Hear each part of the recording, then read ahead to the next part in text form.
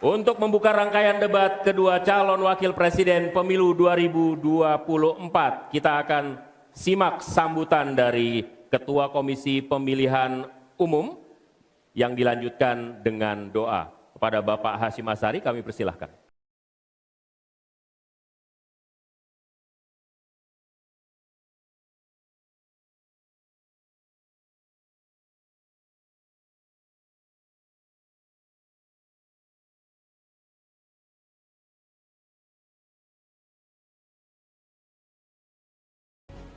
Warahmatullahi wabarakatuh. Selamat malam dan salam sejahtera untuk kita sekalian. Yang saya hormati para pimpinan partai politik peserta pemilu 2024. Yang kami hormati pasangan calon presiden wakil presiden nomor urut 1 Bapak Haji Anies Rashid Baswedan dan Bapak Haji Abdul Muhaimin Iskandar. Yang kami hormati pasangan calon nomor urut 2 Bapak Haji Prabowo Subianto dan Bapak Gibran Raka Buming Raka. Yang kami hormati pasangan calon presiden wakil presiden nomor urut 3 Bapak Haji Ganjar Pranowo dan Bapak Haji Muhammad Mahfud MD. Yang kami hormati para anggota KPU beserta Sekjen KPU dan jajaran, yang kami hormati Ketua dan anggota Bawaslu, yang kami hormati Ketua dan anggota DKPP, yang kami hormati para panelis yang telah memberikan dukungan kepada KPU untuk menyusun daftar pertanyaan untuk debat kali ini. Pertama-tama marilah kita memanjatkan puji syukur kepada Allah SWT, Tuhan yang Maha Kuasa, yang senantiasa melimpahkan rahmat dan nikmat kepada kita, terutama nikmat sehat walafiat, sehingga pada malam hari ini kita dapat bertemu di sini, silaturahim kepemiluan dalam rangka debat kedua calon wakil presiden pemilu 2024. Ibu Bapak yang kami hormati, pada kesempatan ini adalah debat kedua dalam rangkaian kampanye pemilu presiden, yang kesempatan ini adalah debat yang dilaksanakan oleh calon wakil presiden. Mari kita bersama-sama menyimak, memperhatikan gagasan-gagasan, visi, misi, program masing-masing calon wakil presiden yang akan disampaikan kepada publik, kepada masyarakat, kepada rakyat pemilih Indonesia.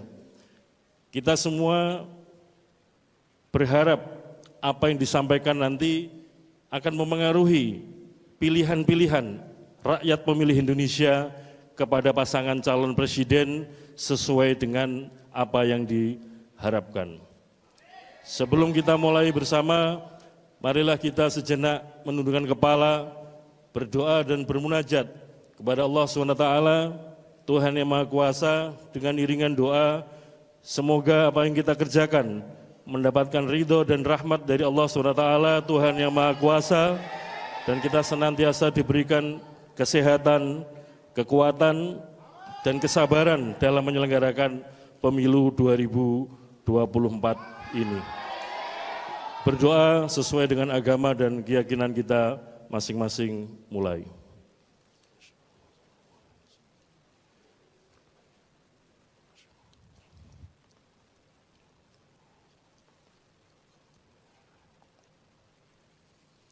Berdoa selesai, kami ucapkan terima kasih kepada saudara moderator yang akan memimpin, memoderasi debat pada debat yang kedua ini. Kami ucapkan terima kasih kepada stasiun televisi yang menyiarkan debat kedua calon wakil presiden untuk pemilu 2024. Demikian, kiranya ada yang kurang berkenan, kami mohon maaf. Assalamualaikum warahmatullahi wabarakatuh. Waalaikumsalam warahmatullahi wabarakatuh. Terima kasih Pak Ketua.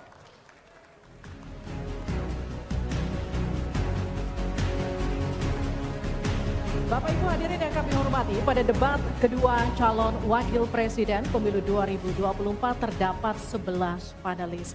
Kami mohon berkenan para panelis untuk berdiri ketika kami sebutkan namanya. Yang pertama Bapak A. Alamsyah Saragih, anggota Ombudsman RI periode 2016-2021.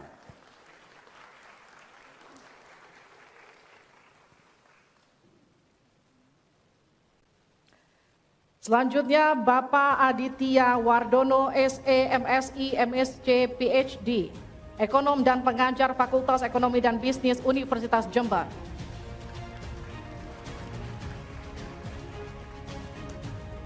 Dr. Agustinus Prasetyanto, Ekonom dan Rektor Universitas Katolik Indonesia Atmajaya tahun 2015-2023. Profesor Dr. Fauzan Ali Rashid, MSI, Dekan Fakultas Syariah dan Hukum Universitas Islam Negeri Sunan Gunung Jati, Bandung. Henry Saparini, PhD, Pendiri dan Ekonom Core Indonesia. Profesor Dr. Dr. Hieronymus Roa, MSI, Wakil Rektor Bidang Akademik dan Inovasi Institut Pemerintahan Dalam Negeri, IPDN.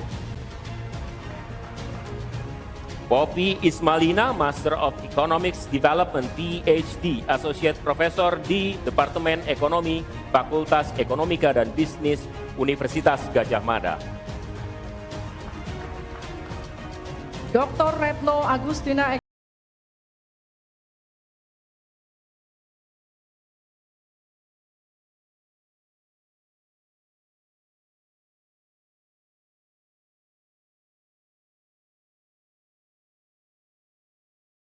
Suharnomo, SE, MSI, Dekan Fakultas Ekonomika dan Bisnis Universitas Diponegoro. Dr. Tauhid Ahmad, Direktur Eksekutif Indef dan Dosen Fakultas Ekonomi dan Bisnis Universitas Pembangunan Nasional Veteran Jakarta. Jose Rizal Damuri, PhD, Eksekutif Director Center for Strategic and International Studies, CSIS. Saudara, selanjutnya adalah penyerahan secara simbolis pertanyaan hasil rumusan para panelis oleh koordinator panelis kepada Ketua Komisi Pemilihan Umum. Untuk itu kami persilakan Ketua Komisi Pemilihan Umum Bapak Hashim Asyari untuk naik ke atas panggung dan koordinator panelis Ibu Retno Agustina Eka Putri untuk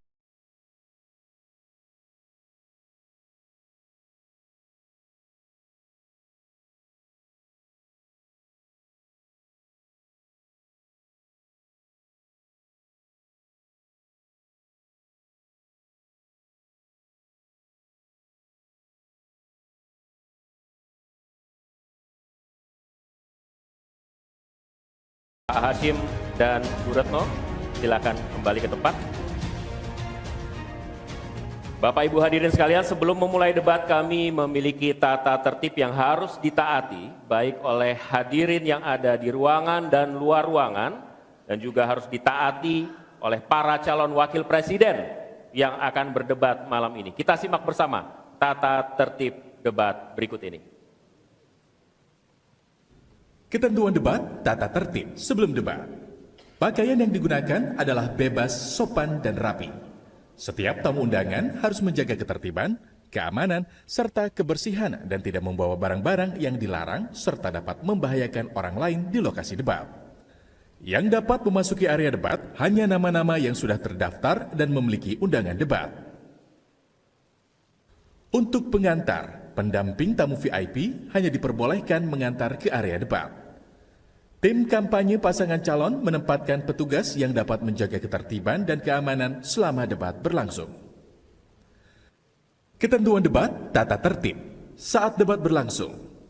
Dalam debat, pendukung tidak diperkenankan membawa bahan kampanye dan alat peraga kampanye kecuali atribut yang melekat di badan. Selama acara debat berlangsung, tamu undangan wajib menjaga ketertiban dan tidak meneriakkan yel-yel, slogan, dan melakukan intimidasi dalam bentuk ucapan maupun tindakan kepada pendukung pasangan calon, moderator, dan panelis.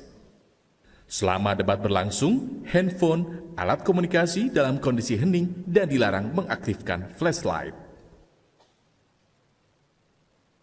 selanjutnya kami akan perkenalkan para calon wakil presiden pemilu tahun 2024. Calon Wakil Presiden nomor urut 1, Bapak Dr. Honoris Causa Haji Abdul Muhaimin Iskandar.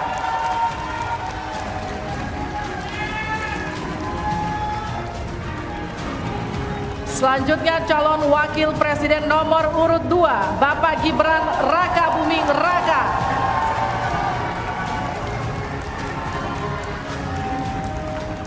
Selanjutnya calon Wakil Presiden nomor urut 3, Bapak Profesor Dr. Haji Mahfud MD.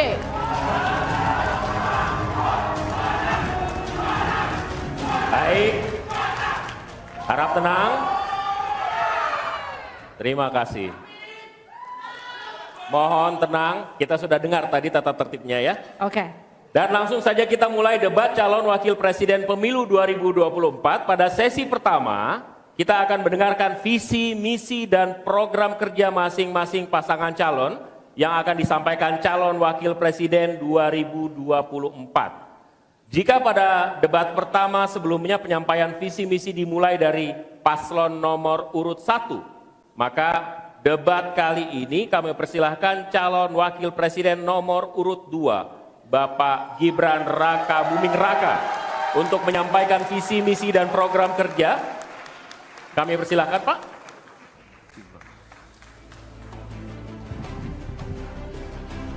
Mohon tenang, kami butuh kerjasamanya. Nanti ada waktunya tepuk tangan. Waktu Bapak 4 menit, dimulai dari saat Bapak berbicara. Silakan. Assalamualaikum warahmatullahi wabarakatuh. Salam sejahtera, Shalom, Om Swastiastu, Namo Buddhaya, salam kebajikan. Indonesia ini negara besar. Kita harus mampu keluar dari middle income trap. Kuncinya kita harus mampu menaikkan nilai tambah di dalam negeri. Di tengah gempuran resesi global, perang dagang, konflik geopolitik, rata-rata pertumbuhan ekonomi negara kita tetap resilient di rata-rata 5%. Pertumbuhan ekonomi yang berkualitas didukung dengan penurunan angka pengangguran, angka kemiskinan, penurunan angka Gini rasio, dan juga angka inflasi yang terkendali. Bapak Ibu yang saya hormati, teman-teman sesama anak muda, lalu apa agenda ke depan? Kita akan lanjutkan hilirisasi, bukan hanya hilirisasi tambang saja, tapi juga hilirisasi pertanian, hilirisasi perikanan, hilirisasi digital, dan lain-lain. Kita lanjutkan juga pemerataan pembangunan yang tidak lagi Jawa sentris. Kita genjot terus ekonomi kreatif dan juga UMKM. Kita punya 64 juta UMKM yang menyumbangkan 61% untuk PDB kita. Jika 4 langkah tadi bisa kita penuhi, insya Allah akan terbuka 19 juta lapangan pekerjaan.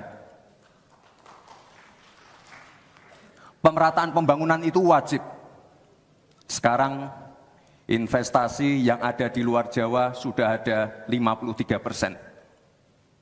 Pembangunan IKN yang berkelanjutan ini akan membuka titik pertumbuhan ekonomi baru, akan membuka akses dan juga konektivitas, sekaligus membuka lapangan kerja.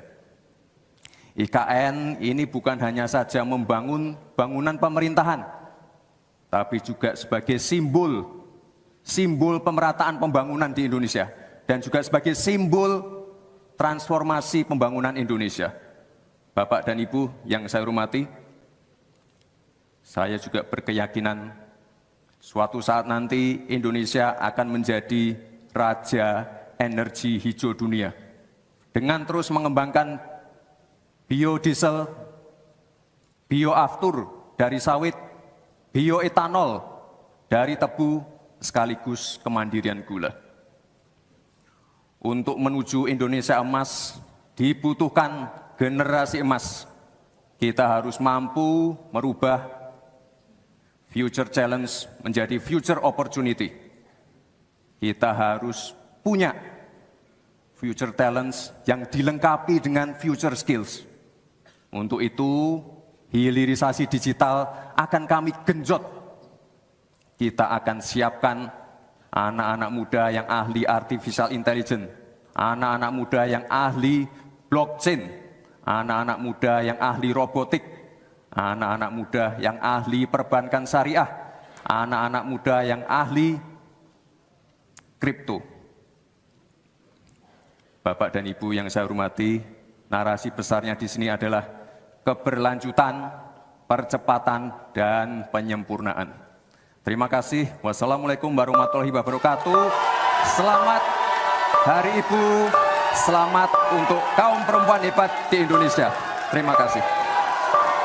Baik, Waktu habis. terima kasih.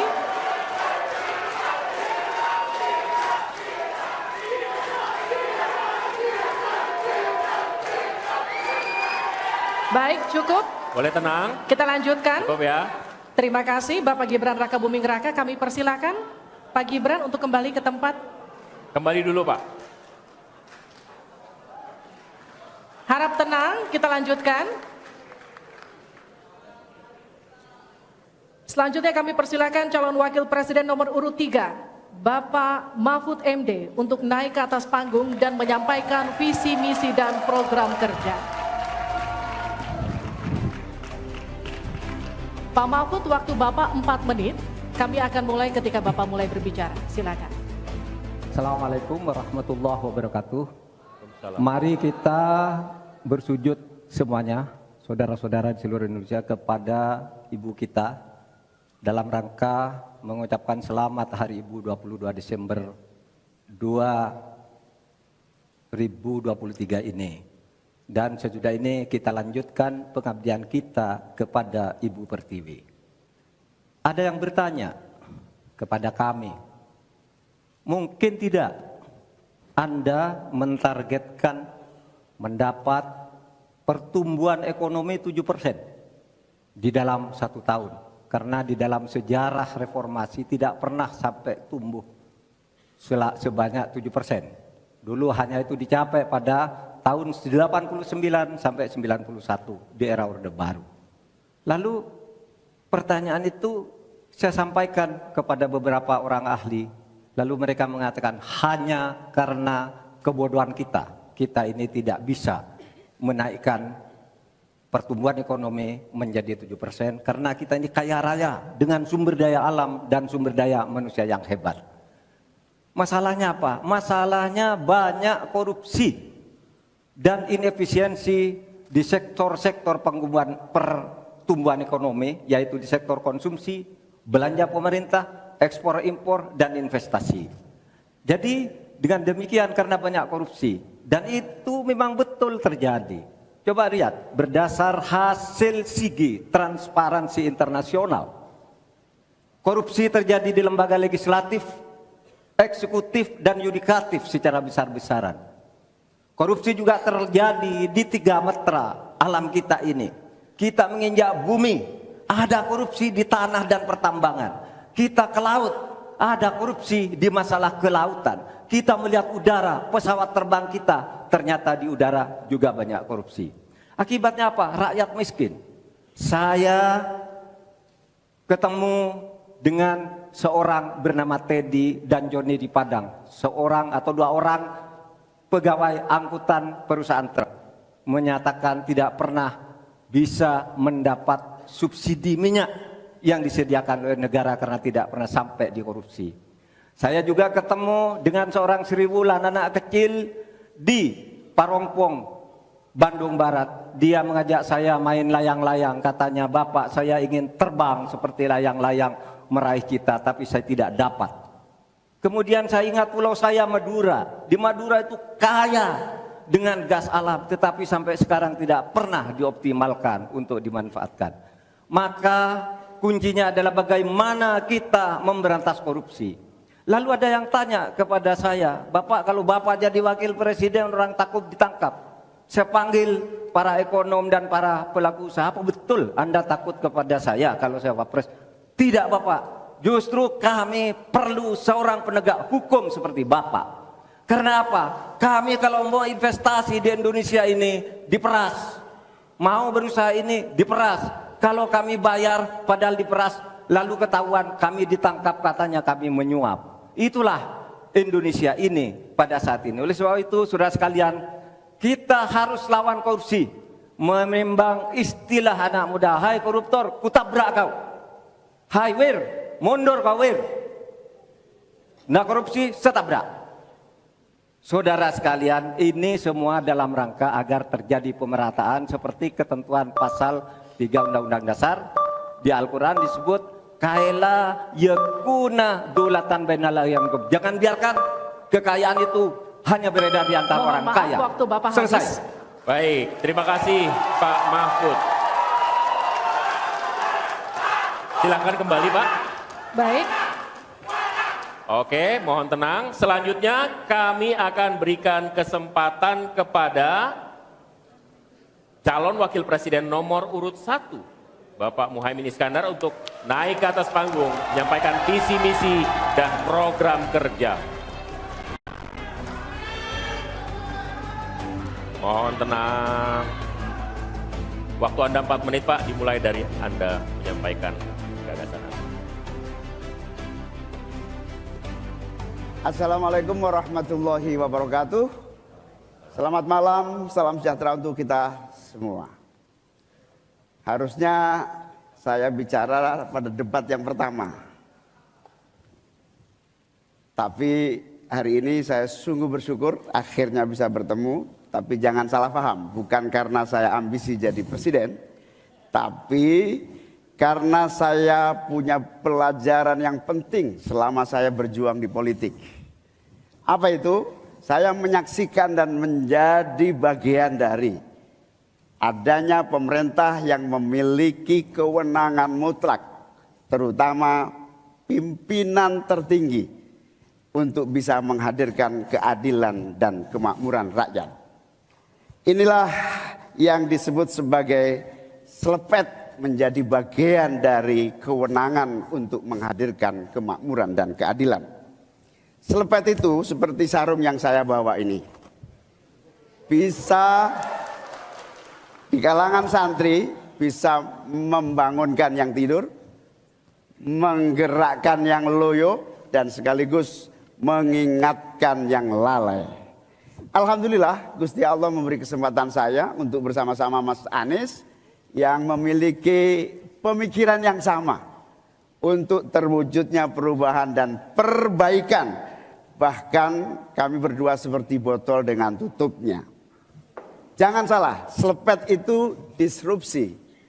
Disrupsi itu adalah awal dari perubahan. Bayangkan, 100 orang Indonesia kekayaannya di atas 100 juta jumlah penduduk Indonesia. Artinya ini keadaan yang tidak adil. Ini harus kita selepet. Kita juga harus punya keyakinan bahwa 100 orang yang kaya ini kita pajakin bersamaan dengan kita turunkan pajak kelas menengah di Indonesia. Hari ini cabai mahal, telur mahal, beras mahal, barang-barang mahal, tengkulak jahat, mafia, penguasai dan merajalela di mana-mana. Padahal rakyat sudah kerja. Ini harus kita selepet. Angka pengangguran sudah 8 juta, 80 juta memang bekerja, tetapi di sektor informal. Mereka tidak mendapatkan penghasilan yang pasti dan bahkan dompetnya dipastikan tipis. Ini yang harus kita selepet. Amin menginginkan bansos yang memang menjadi kewajiban negara ini diteruskan dan bahkan harus ditingkatkan, sehingga kita ingin bansos plus yang semakin membawa rakyat kita memiliki kemampuan daya beli yang mendongkrak ekonomi masyarakat kita. Insya Allah, Amin akan memastikan 5% anggaran dari APBN atau sekitar 150 triliun kita khususkan untuk kaum muda Indonesia. Kamu-kamu yang memiliki energi besar untuk menjadi bagian terdepan bagi kemajuan bangsa kita. Salah satunya adalah kamu, kredit usaha anak muda yang diberi kesempatan untuk mengakses sebanyak-banyaknya menjadi pelaku ekonomi yang baik. Kita akan hadirkan bagaimana agar desa-desa tumbuh kembang. Insya Allah 5 miliar per desa akan kita wujudkan tiap tahun bagi pembangunan nasional kita. Kita juga akan siapkan seluruh bantuan-bantuan yang memungkinkan tumbuh menjadi maju. Waktunya. Mohon Habis. maaf waktu Anda habis, Bapak. Terima kasih Pak, kembali ke tempat. Terima kasih. Berikan aplaus dan apresiasi untuk 3 calon wakil presiden yang sudah menyampaikan visi, misi, dan program mereka.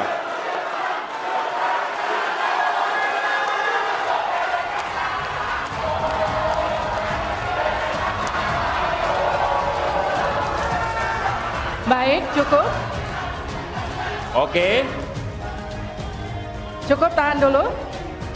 Saudara, kita akan jeda sejenak. Dan usai jeda, pada segmen berikutnya kita akan memperdalam visi misi dan program kerja para calon wakil presiden yang telah disampaikan tadi. Untuk itu tetap bersama kami di debat kedua calon wakil presiden pemilu 2024.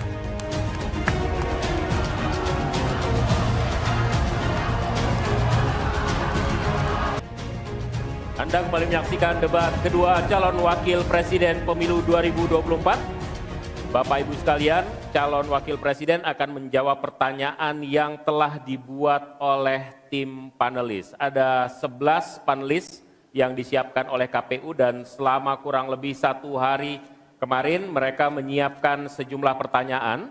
Tapi tentu saja tidak semua pertanyaan yang disiapkan akan ditanyakan. Karena itu akan ada mekanisme tertentu sehingga nanti beberapa pertanyaan akan disampaikan tentu saja sesuai dengan subtema yang sudah ditetapkan. Ya, dan untuk memastikan debat berlangsung adil, pertanyaan masing-masing subtema akan diundi. Dan untuk memulai segmen debat, berkenan para calon wakil presiden untuk naik ke atas panggung dan menempati podium masing-masing. Kami persilakan Bapak. Pak Muhaimin, Pak Gibran, Pak Mahfud, kami persilahkan.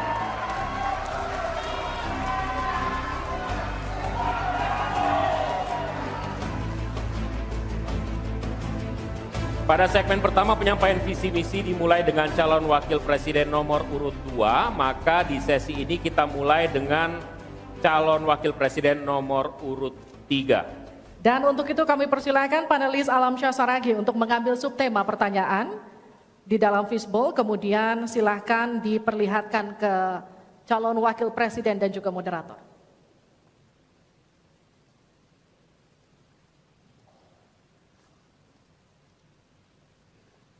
Dimasukkan ke tempat yang kosong tidak apa-apa Pak. Iya. Tarik saja biar cepat. Yes. Silakan diperlihatkan ke calon wakil. Hanya cukup di cukup, tempat nanti Bapak, diangkat dibantu saja oleh- Bapak. Baik, tolong dihadapkan ke kami Bapak. Ekonomi kerakyatan digital. Ekonomi kerakyatan digital. Oke.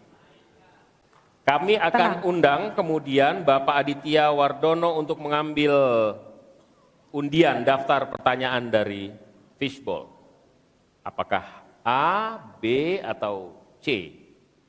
Silakan dibuka Pak. Yes. C. Jadi ekonomi kerakyatan digital C. Kita akan buka amplop pertanyaan, Bapak, masih disegel amplopnya. Dan kami ingatkan kepada calon wakil presiden untuk mendengarkan dengan seksama, karena pertanyaan hanya akan dibacakan 1 kali.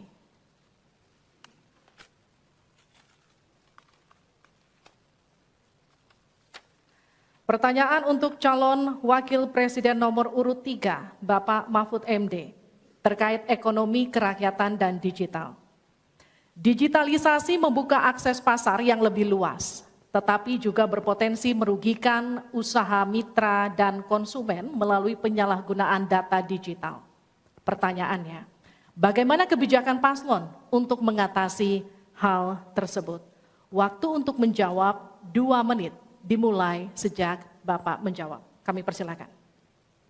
Baik, kalau kebijakan data digital yang terakhir ini kita sudah punya 2 undang-undang yang baru, yaitu Undang-Undang PDP dan Undang-Undang ITE yang baru saja diresmikan. Tapi lebih dari itu, menurut saya digital atau ekonomi digital ini tidak bisa dihindarkan oleh siapapun.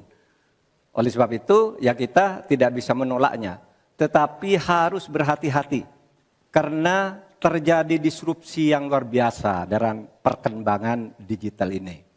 Saya menangani kasus misalnya pinjol, di mana rakyat menjadi korban dari kegiatan ekonomi digital. Ada kripto misalnya. Kasus pinjol itu sendiri sungguh sangat problematik. Kenapa? Karena dia dibuat secara hukum perdata melalui gadget. Rakyat yang tidak tahu langsung bilang, kamu mau pinjam uang sekian? Yes. Bunganya sekian? Yes. Kalau tidak bayar sekian? Yes. Itu perdata. Dan itu banyak yang menjadi korban. Banyak yang sampai bunuh diri. Ada seorang dari Semarang, seorang guru, meminjam hanya 500 ribu, kemudian hutangnya menjadi 240 juta karena selalu bertambah bunganya. Kemudian ada yang sampai bunuh diri. Dalam hal pinjol ini ketika saya sampaikan ke Polri, tidak bisa Pak, itu hukum perdata. Ketika saya sampaikan ke OJK, OJK bilang itu bukan kewenangan kami. Itu bukan kewenangan kami karena mereka ilegal, tidak terdaftar.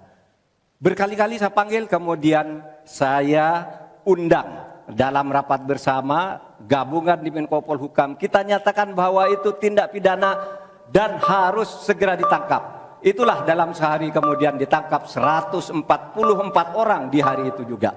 Sekian. Baik, tepat waktu. Selanjutnya kami berikan kesempatan kepada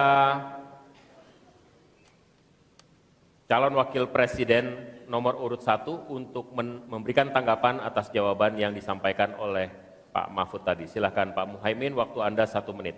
Ya, benar sekali bahwa antara perkembangan teknologi digital dengan kemampuan UMKM kita masih terjadi gap. Oleh karena itu harus ditindaklanjuti Pak Mahfud. Selain pemberantasan pinjaman online, judi online, ini pun masih harus diselepet lagi. Karena tidak komprehensif di dalam menangani ini. Sehingga pinjol masih merajalela, judi online masih merajalela. Yang lebih penting dari itu Pak Mahfud, bahwa sebetulnya kemampuan untuk masuk pada dunia digital membutuhkan bantuan dari pemerintah untuk turun tangan. Menangani apa? Mulai dari literasi digital untuk UMKM. Yang kedua membantu push pemasaran bagi keberlangsungan UMKM menghadapi persaingan yang sangat ketat.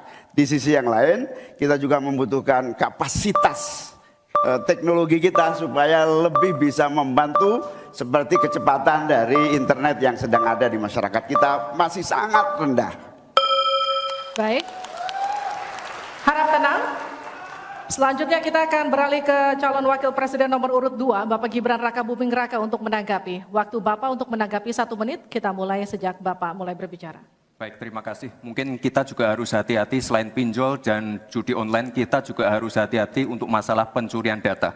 Untuk itu harus kita kuatkan cyber security dan cyber defense kita. Itu sudah kita lakukan di Solo Technopark, ada sekolah cyber security. Dan yang perlu ditekankan lagi adalah bagaimana para e-commerce ini bisa comply dengan regulasi kita. Jadi sudah tidak ada lagi nanti ke depan yang namanya shadow banning, yang namanya price dumping, yang namanya barang-barang cross border yang membunuh UMKM kita. Kita ke depan harus melindungi UMKM dan kita ingin sekali lagi, karena tadi Cak Imin bicara masalah literasi keuangan dan literasi digital, ke depan yang kita siapkan harus ada penguatan SDM, penguatan manusia-manusia digitalnya.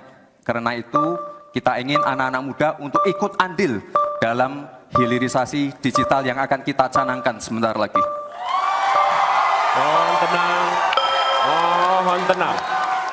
Saya hargai jika kita semua kooperatif. Terima kasih.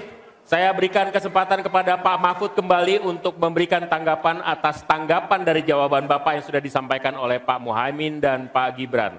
Waktu Anda 1 menit untuk menanggapi, dimulai dari Bapak menyampaikannya. Alhamdulillah apa yang diusulkan, ditambahkan oleh Cak Imin dan Mas Gibran itu sudah ada di visi misi kami semuanya. Tinggal baca itu.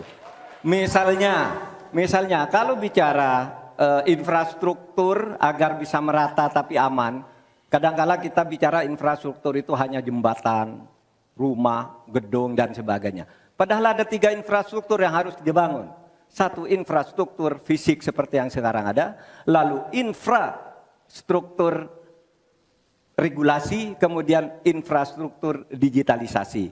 Itu penting dibangun ke depan. Sama, terkait dengan itu sudah ada juga cyber security.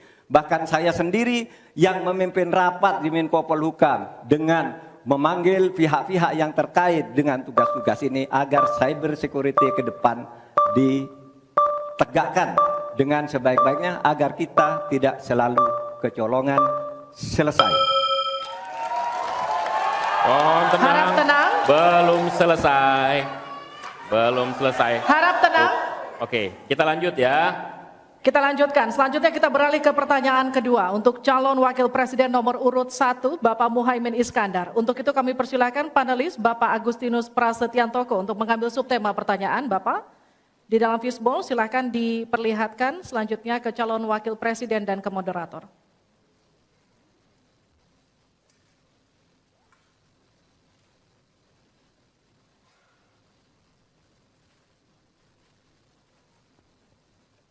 Investasi. Selanjutnya kami mengundang Bapak Fauzan Ali Rashid untuk mengambil undian huruf A, B, atau C.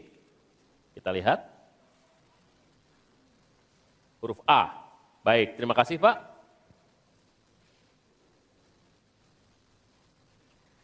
Kita buka amplop sesuai dengan undian yang didapat dan kita lihat masih tersegel Bapak. Kami ingatkan kembali untuk mendengarkan dengan seksama karena kami hanya akan membacakan pertanyaan 1 kali.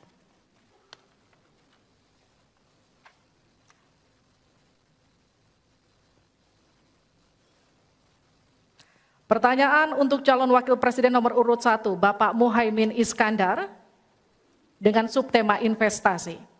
Kontribusi usaha menengah terhadap ekonomi kita sebesar 13%, sementara Thailand mencapai 18% dan Singapura 22%. Pertanyaannya, bagaimana strategi paslon meningkatkan investasi untuk usaha menengah dan mendorong usaha kecil naik kelas? Waktu Bapak untuk menjawab 2 menit dimulai sejak Bapak berbicara. Silakan. Terima kasih. Investasi salah satu yang paling penting buat pertumbuhan ekonomi kita. Dan investasi tidak akan ada masuk ke tanah air kita apabila tidak kita bangun trust, kepercayaan internasional, kepercayaan dalam negeri dengan apa? Dengan kepastian hukum dan terjaganya kestabilan usaha yang berkembang di masyarakat kita. Di sisi yang lain, investasi juga masih sangat tertutup. Kita ingin investasi ini begitu terbuka dan tidak hanya berkonsentrasi kepada investasi yang menumpuk pada sektor-sektor tertentu atau padat modal. Kita perlu menggeser investasi ini menjadi padat karya yang bisa melibatkan seluruh anak bangsa ini mendapatkan pekerjaan. Di sisi yang lain, di lain halnya investasi yang transparan akan membuka akses usaha kecil dan menengah untuk terlibat di dalam proses investasi yang masuk ke dalam negeri maupun yang ada di masyarakat. Kedua, agar investasi ini bisa masuk buat kalangan UMKM dan seluruh pelaku usaha kecil, maka kita harus kuatkan kapasitas dan kualitas produksi dari UMKM kita, sekaligus tanggung jawab pemerintah ini meyakinkan sekaligus memberi fasilitas kemampuan pemasaran untuk meyakinkan para calon investor baik di dalam negeri maupun dari luar negeri. Yang lebih penting dari itu adalah kepastian hukum, termasuk di dalamnya adalah jaminan akan investasi tidak akan disalahgunakan atau tidak menjadi beban baru, dalam artian investasi mengandung kecurigaan kerugian yang itu diakibatkan kepercayaan yang menurun. Kredibilitas pemerintah hukum harus ditegakkan untuk membangun trust agar semua yang investasi merasa aman. Cukup, Habis. waktu Anda habis. Terima kasih. Mohon tenang. Mohon tenang. Kita mulai untuk meminta tanggapan dari calon wakil presiden nomor urut 2 terlebih dahulu, Pak Gibran. Silakan. Baik, terima kasih Gus Muhaimin. Mungkin PR kita ke depan adalah bagaimana kita bisa menurunkan indeks ICOR kita. Kita ingin indeks ICOR kita turun ke angka 4 atau 5%, sehingga investasi akan naik dan akan menumbuhkan trust juga dari para calon-calon investor. Lalu ini yang perlu kita garis bawahi. Kita ingin akses untuk logistik harus terkoneksikan sehingga distribusi bisa menurun. Lalu untuk UMKM, ini memang PR kita ke depan juga. Kita ingin memperbanyak inkubasi sehingga UMKM kita bisa naik kelas. Kita dampingi dari A sampai Z. Kita dampingi dari packagingnya, dari brandingnya, dari marketing ownernya. Setelah selesai, kita dampingi lagi permodalannya. Setelah selesai, kita dampingi lagi untuk bisa mendapatkan off-taker. Terima kasih. Waktu Anda masih tersisa, Bapak. Mohon tenang. Cukup? Cukup? Baik. Baik. Selanjutnya saya berikan kesempatan kepada Calon wakil presiden nomor urut 3, Pak Mahfud. Caimin, calon wakil presiden paslon 1. Begini, yang Bapak sampaikan itu tadi saya kira itu sangat normatif. Seharusnya begitu. Di lapangan Pak, investasi itu sulit loh Pak. Prosedurnya bertele-tele, ada konflik of interest di mana pejabat yang ngurus itu misalnya harus mendapat sesuatu tapi disalurkan lewat si A. Itu laporan yang masuk ke saya. Ada urusan harusnya diinvestasikan untuk rakyat, itu malah disentralisasi ke negara, dibuat PT sendiri lalu diurus sendiri, rakyatnya tidak kebagian. Nah itu yang sering saya dapat laporan dari berbagai tempat. Minta izin misalnya untuk UMKM. Untuk UMKM misalnya, berapa? Perlu 24 meja Pak untuk mendapat izin UMKM. Pertanyaan saya, instrumen hukum apa yang Pak Imin bisa sediakan untuk menjawab itu semua? Selesai. Baik, terima kasih. Tenang, nanti ada saatnya untuk memberikan aplaus. Selanjutnya kita akan ke calon wakil presiden nomor urut 1, Bapak Muhaimin Iskandar, untuk menanggapi kembali. Waktu Anda 1 menit, kita mulai. Ya. Memang apa yang disampaikan Pak Gibran, selain kita bantu permodalan dan kapasitas untuk produksi yang meyakinkan para investor masuk, ada prasyarat-prasyarat mutlak yang disiapkan pemerintah. Sekaligus menanggapi Pak Mahfud, kita punya undang-undang Omnibus Law, kita punya sistem baru yang lebih efektif dan ramah terhadap investasi. Tetapi sekali lagi, pemerintah terlampau lambat dalam mengimplementasikan itu semua. Sehingga harus kita selepet supaya lebih cepat lagi menyediakan sarana dan prasarana bagi percepatan izin. Berbelit-belitnya izin saya setuju, menjadi penyebab utama trust itu hilang. Nah, kita harus membenahi pada wilayah pemerintahan kita yang harus memberikan satu sarana infrastruktur yang memadai. Saya setuju, logistik menjadi salah satu kunci pentingnya. Logistik yang menyambungkan antara kebutuhan murahnya angkut barang sehingga investasi Cukup, waktu Anda habis. Harap tenang, kita lanjutkan. Kita masih lanjut. Selanjutnya kita akan beralih ke pertanyaan untuk calon wakil presiden nomor urut 2, Bapak Gibran Raka Buming Raka. Untuk itu kami persilahkan panelis Ibu Henry Saparini untuk mengambil subtema. Silakan Ibu. Dan silakan diperlihatkan kepada calon wakil presiden dan juga ke moderator.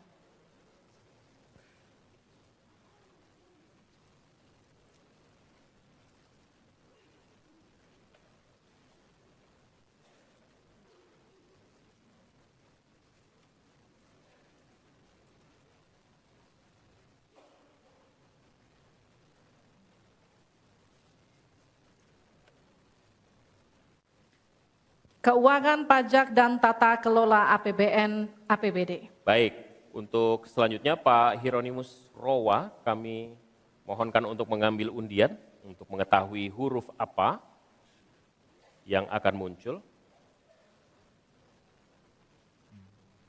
B, ya. Baik, terima kasih. Kita akan ambil dan buka amplop pertanyaan sesuai dengan undian dan silahkan amplopnya masih tersegel. Kami ingatkan kembali, mohon disimak baik-baik karena kami hanya akan membacakan pertanyaan satu kali. Pertanyaan untuk calon wakil presiden nomor urut 2, Bapak Gibran Rakabuming Raka. Untuk subtema keuangan, pajak, pengelolaan APBN dan APBD. Hanya sepertiga APBN yang dapat digunakan untuk membiayai pembangunan. Padahal janji kerja program paslon memerlukan biaya tinggi. Pertanyaannya, mana yang menjadi pilihan prioritas anggaran? Pembangunan infrastruktur fisik atau pembangunan kualitas SDM dan ekonomi rakyat? Waktu Bapak untuk menjawab 2 menit, kita mulai ketika Bapak mulai berbicara. Baik, terima kasih. Tidak semuanya harus menggunakan APBN. Contoh IKN, banyak yang gagal paham. Tidak 100% pembangunan IKN itu menggunakan APBN. Yang digunakan hanya 20%. Sisanya adalah investasi dari swasta dan investasi dari luar negeri. Ini yang banyak yang gagal paham. Lalu kita mengacu ke pertanyaan, infrastruktur fisik atau SDM, dua-duanya penting dan dua-duanya harus dijalankan secara paralel. Karena sekali lagi, untuk menuju Indonesia emas dibutuhkan generasi emas. Kita butuh future talents yang menguasai future skills. Untuk itu, di tingkat SMK misalnya, kita perlu alat-alat yang ada di SMK itu bisa memenuhi kebutuhan zaman, kebutuhan industri. Sehingga ketika anak SMK lulus, mereka benar-benar bisa siap kerja, siap menerima tantangan kerja. Lalu, untuk fisik, tidak selalu harus dari APBN, sekali lagi. Bisa kolaborasi, misalnya dengan swasta, dengan CSR. Jadi tidak semuanya harus dibebani oleh APBN. Lalu, apa PR kita ke depan? PR kita ke depan harus bisa menambah penerimaan negara. Untuk itu, kami dari Paslon 2 akan membentuk lembaga badan penerimaan negara yang dikomandoi langsung oleh Presiden. Sehingga nanti ketika berkoordinasi dengan kementerian-kementerian, ini bisa lebih luas. Dan sekali lagi kita ingin menaikkan rasio pajak, sehingga penerimaan negara nanti bisa kita gunakan untuk pendidikan, untuk kesehatan, dan lain-lain. Terima kasih. Mohon tenang, masih ada waktu. Terima kasih. Saatnya menanggapi, Pak Mahfud, waktu Anda 1 menit dimulai dari Anda menyampaikannya. Mas Gibran, saya sangat tertarik tentang IKN dan itu bagus, harus kita laksanakan sebagai warisan dari Pak Jokowi. Tapi tadi saya tergelitik, anggaran untuk IKN itu hanya 20% dari APBN dan sisanya dari investor. Sejauh yang kita baca, sampai sekarang belum ada satupun investor yang masuk ke sana. Coba kalau ada sebutkan, kalau ada sebutkan misalnya 2 atau 1 gitu, investor mana yang sudah masuk ke sana. Yang saya dengar justru ada ratusan ribu hektar tanah sudah dikuasai oleh pengusaha-pengusaha tertentu sekarang ini. Nah, saya setuju ke depannya itu agar mengundang investor, IKN harus diteruskan tetapi pendanaannya harus sesuai dengan tujuan semula, bahwa itu sebenarnya mengundang investor. Tapi sekarang ini yang sudah jadi itu semuanya dari APBN. Sehingga memang diperlukan langkah-langkah perbaikan agar warisan baik Presiden Jokowi ini bisa kita lanjutkan. Terima kasih, selesai. Baik. Terima kasih. Kita masih lanjut. Masih lanjut. Mohon tenang. Selanjutnya giliran calon wakil presiden nomor urut 1 Bapak Muhaimin Iskandar untuk memberikan tanggapan. Waktu Anda 1 menit. Kita mulai ketika Anda mulai berbicara. Mohon tenang dulu. Iya. Saya baru tahu kalau boleh di sini juga. Supaya lebih dekat sama panelis. Bisa mulai. Jadi saya setuju bahwa yang paling penting bukan soal infrastruktur dulu atau SDM dulu. Yang paling penting dari ini adalah kemampuan membaca skala prioritas. Seluruh proyek-proyek besar yang ambisius, ini IKN sebagai salah satu contoh saja, itu kalau hanya mengandalkan APBN hampir 500 triliun. Padahal 1% saja dari 400 sekian triliun itu untuk bangun jalan seluruh Kalimantan beres, membangun seluruh kota-kota di Kalimantan beres. Dan yang paling penting infrastruktur yang untuk SDM 3% aja dari seluruh anggaran IKN itu bisa membangun sekolah dengan baik di seluruh Kalimantan. Itu contoh kemampuan mengambil skala prioritas. Oleh karena itu skala prioritas harus penting. Mohon tenang. Sekarang kita berikan kesempatan kepada Pak Gibran untuk menanggapi atas tanggapan yang sudah disampaikan. Silakan. Baik, saya izin menanggapi Gus Muhaimin dulu. Saya ingat sekali Gus Muhaimin dulu sempat ikut meresmikan dan potong tumpeng di IKN. Ini gimana? Ini nggak konsisten. Dulu dukung, sekarang nggak dukung karena menjadi wakilnya Pak Anies yang mengusung tema perubahan. Sekali lagi Gus, mohon maaf, IKN ini bukan hanya membangun bangunan pemerintah, tapi juga sebagai simbol pemerataan pembangunan di Indonesia, sebagai simbol transformasi pembangunan di Indonesia. Dan untuk menanggapi Prof. Mahfud, Prof, mungkin nanti setelah pulang dari debat bisa di Google, sudah banyak yang masuk. Hanya pada Agung Sedayu. Dan nanti akan tambah lagi mungkin setelah Pilpres, karena mereka pasti akan wait and see melihat stabilitas politik di Indonesia. Terima kasih Prof. Baik, silakan berikan apresiasi dan aplaus dulu deh, biar semangat semua. 1, 2, 3 pendukung-pendukungnya silakan bersemangat memberikan apresiasi.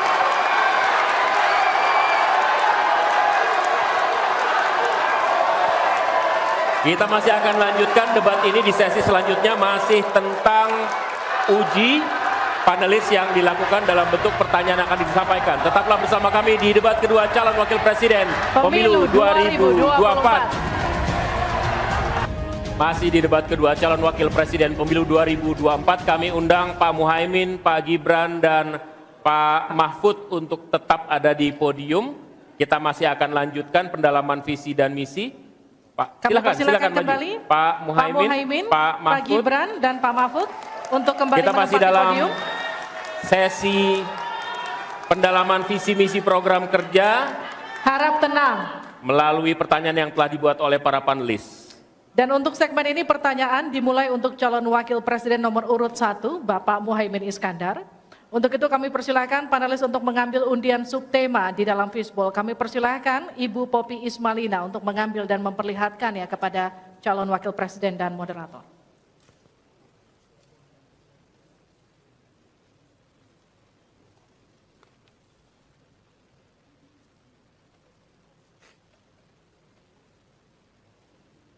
Silakan diperlihatkan. Perkotaan. Baik, selanjutnya Ibu Retno Agustina Eka Putri untuk mengundi huruf A, B, atau C.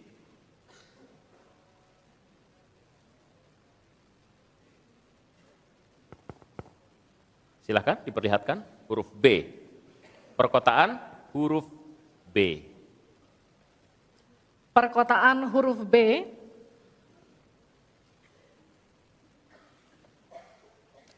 Kita akan buka amplop pertanyaan yang masih disegel.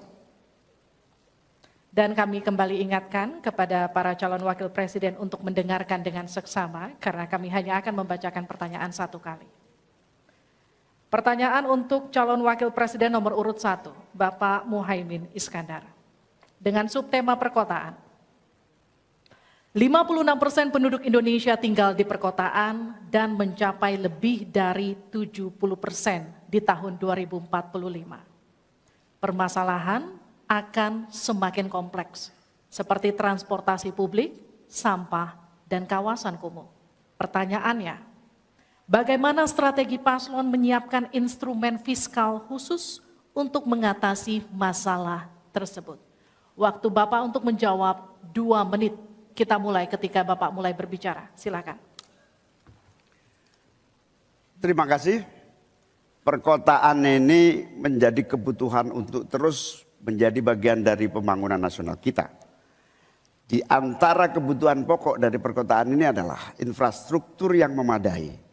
Dan dalam kerangka agar tidak terjadi penumpukan penduduk di dalam satu perkotaan, maka pembangunan perkotaan harus dibikin merata di berbagai tempat. Kami memiliki satu tekad bahwa di dalam pemerintahan yang akan datang minimal harus dibangun 40 kota baru yang selevel dengan Jakarta. Dengan kemampuan menampung jumlah penduduk, memberikan sarana dan prasarana yang memadai, sekaligus kemampuan untuk terjaganya lingkungan yang memungkinkan untuk sehat. Termasuk kehidupan yang memberikan kenyamanan bagi seluruh penduduknya, di mana perumahan tidak terlampau jauh dari pusat-pusat pekerjaan, di mana akses pendidikan bisa sampai pada yang dibutuhkan. Sementara fiskal yang dibutuhkan, kita harus pandai-pandai mengambil prioritas. Sekali lagi, kita bukan setuju atau tidak setuju IKN. Yang paling penting adalah prioritas kepemerataan dan keadilan agar terbangun kota-kota sehingga sarana air bersihnya terwujud. Balikpapan kasihan, Banjarmasin kasihan, Pontianak kasihan. Karena apa? Kota-kota ini dalam waktu singkat bisa kita sulap menjadi lebih baik. Karena apa? Fiskal yang kita sediakan dirata adilkan di masing-masing perkotaan. Terakhir, bahwa perkotaan membutuhkan pendanaan, kita harus libatkan investasi swasta yang kita beri kepercayaan lebih baik lagi. Terima kasih. Saya berikan kesempatan kepada Pak Gibran, Cawapres nomor 2 untuk menanggapi. Waktu Anda 1 menit, silakan. Gus Muhaimin ini agak aneh ya. Pengen bangun kota selevel Jakarta tapi nggak setuju sama IKN. Tapi ya monggo lah ya, nggak apa-apa. Yang jelas untuk permasalahan perkotaan kita harus menggarap transportasi umumnya. Kita pastikan transportasi umum ini aman, nyaman, terutama bagi kaum disabilitas, lansia, dan anak-anak. Lalu kita pastikan transportasi umum ini ada digitalisasinya. Sekarang kan sudah ada teman bus. Nah ini harus kita replikasi di beberapa kota juga. Lalu untuk mungkin di level-level kota kecil kita pakai skema buy and service. Sehingga masyarakat bisa mencoba menggunakan transportasi umum secara gratis.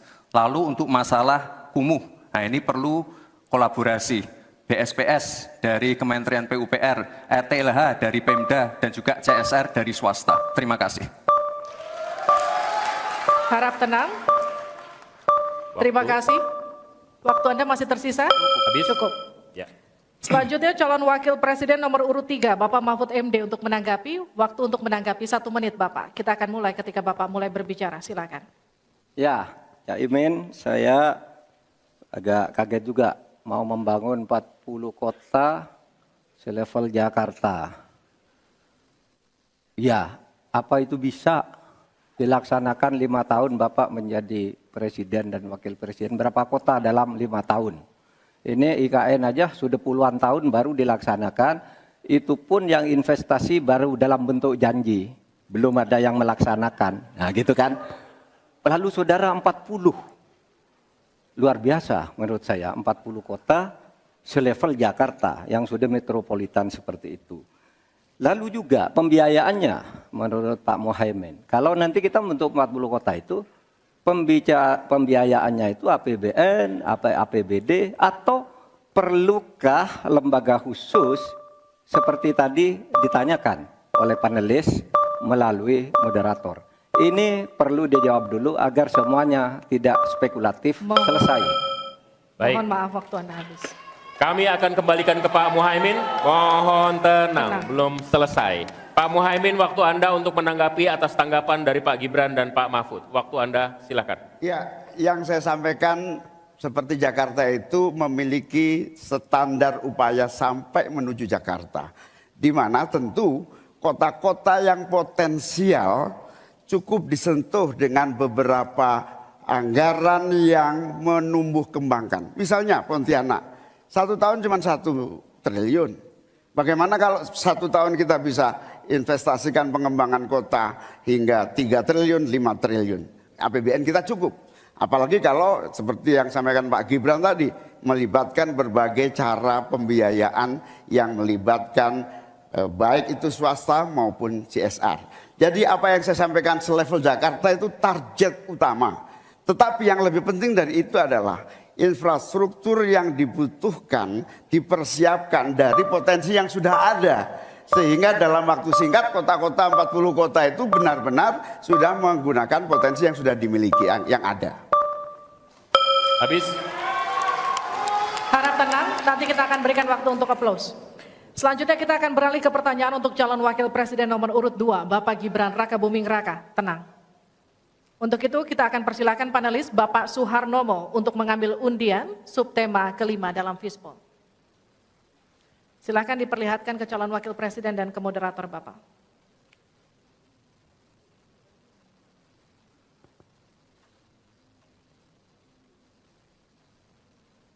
Infrastruktur. Pak Tauhid Ahmad, kami undang untuk mengundi huruf A, B, atau C.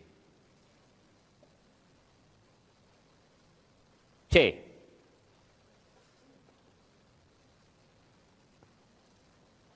Infrastruktur huruf C. Masih tersegel Bapak.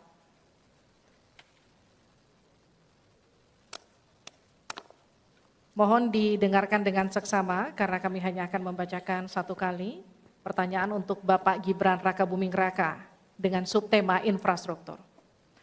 Dalam 5 tahun biaya infrastruktur pada proyek strategis nasional sebesar 2.385 triliun rupiah dari APBN. Sementara untuk infrastruktur sosial seperti sanitasi dan air bersih masih memprihatinkan. Pertanyaannya, bagaimana strategi paslon untuk memastikan penyediaan infrastruktur sosial tanpa membebani keuangan daerah? Waktu Anda untuk menjawab 2 menit, kita akan mulai ketika Anda berbicara. Silakan. Baik, terima kasih. Jika kita bicara masalah sanitasi dan air bersih, ini nanti nyambung ke masalah stunting. Untuk masalah sanitasi, ini perlu kolaborasi banyak pihak. Misalnya apa yang sudah saya lakukan di Solo. Kita membangun IPAL komunal di perumahan padat penduduk. Ini penting sekali. Lalu untuk kebutuhan air bersih, kita juga bekerja sama dengan kabupaten sekitar, misalnya dengan Wonogiri, Klaten, untuk mendapatkan air bersih. Kita juga sekarang sudah ada proyek strategis nasional, membangun beberapa bendungan dan embung. Ini nanti juga penting untuk meneruskan program pengairan nasional yang nanti berguna untuk pengadaan air bersih dan juga untuk mengairi sawah. Ke depan, masalah sanitasi dan air bersih ini penting sekali. Karena kami dari paslon nomor 2 ingin menyiapkan generasi-generasi emas yang sehat dan pintar. Kalau kita mengintervensi masalah stunting, kita juga harus mengintervensi tempat tinggalnya juga. Kita tidak bisa hanya memberikan gizi tambahan untuk ibu hamil dan lain-lain, tapi kita tidak menyentuh rumah tinggalnya. Jadi ini harus dikerjakan secara paralel. Stunting kita kerjakan, pemenuhan gizi kita kerjakan, sanitasi, drainase, air bersih, kawasan kumuh, ini harus kita selesaikan juga secara paralel. Terima kasih. Masih ada waktu? Cukup Pak? Cukup. Baik, saya berikan waktu untuk Pak Mahfud untuk menanggapi jawaban dari Pak Gibran. Mas Gibran yang terhormat, tadi itu pertanyaan yang dibaca oleh moderator, bagaimana strategi paslon untuk memastikan penyediaan infrastruktur sosial tanpa membebani keuangan daerah. Kayaknya belum terjawab. Tadi yang dijawab tuh infrastruktur fisik semua tuh. Infrastruktur itu kan ya ada infrastruktur sosial, ya itu yang penting. Kemudian regulasi. Bagaimana Anda menyiapkan regulasi sekarang ini agar semua itu bisa berjalan dengan baik? Nah kalau infrastruktur fisik mungkin sih bisa saja di kota adik dari APBN, APBD gitu. Ini untuk ini. Tapi masalahnya kita punya problem dengan infrastruktur sosial seperti yang ditanyakan tadi. Nah, itu saya kira yang perlu dijelaskan lebih jauh. Selesai. Waktu Anda habis, baik. Kita akan ke calon wakil presiden nomor urut 1, Bapak Muhaimin Iskandar untuk menanggapi. Waktunya 1 menit.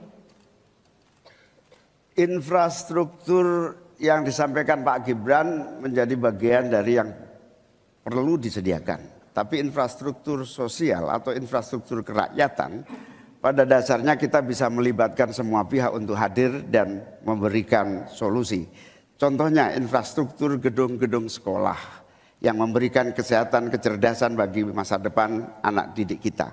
Apa yang bisa kita lakukan? Misalnya kita bebaskan pajak buat seluruh penyelenggara pendidikan supaya fiskalnya terpenuhi, supaya pendidikan bisa terjangkau, sehingga semua bentuk pendidikan, semua bentuk yang berkaitan dengan pencerdasan kehidupan masyarakat kotanya, maka dibebaskan pajaknya. Ini seperti yang sudah dilakukan di Jakarta, yang ini bisa kita tarik ke tingkat nasional. Infrastruktur sosial tercipta dengan pemerintah memberi fasilitas yang memadai. Cukup, Bapak? Cukup. Baik. Kita stop, countdown. Tenang. Saya berikan kembali waktu untuk Pak Gibran untuk menanggapi atas tanggapan dari Pak Mahfud dan Pak Muhaimin. Baik, terima kasih. Mungkin Prof. Mahfud dan Gus Muhaimin kurang paham dengan apa yang sudah saya paparkan. Saya tadi juga bicara masalah infrastruktur sosial, stunting itu loh Pak. Ya, tapi nggak apa-apa, saya perjelas lagi. Kita punya program makan siang gratis. Banyak yang nyinyir, tapi sekali lagi Pak, program makan siang gratis ini adalah investasi menuju Indonesia emas.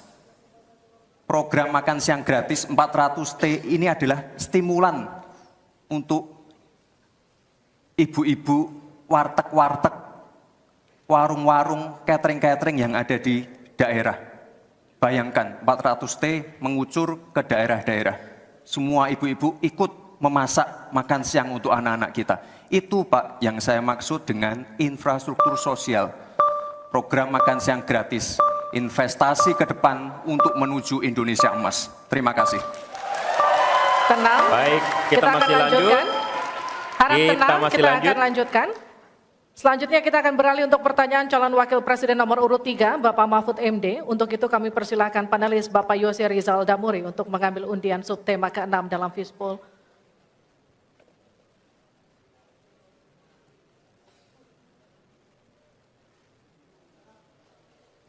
Silakan diperlihatkan ke calon wakil presiden dan ke moderator. Perdagangan. Ya. Dan Bapak Aditya Wardono untuk membantu kita mengundi huruf A, B, atau C.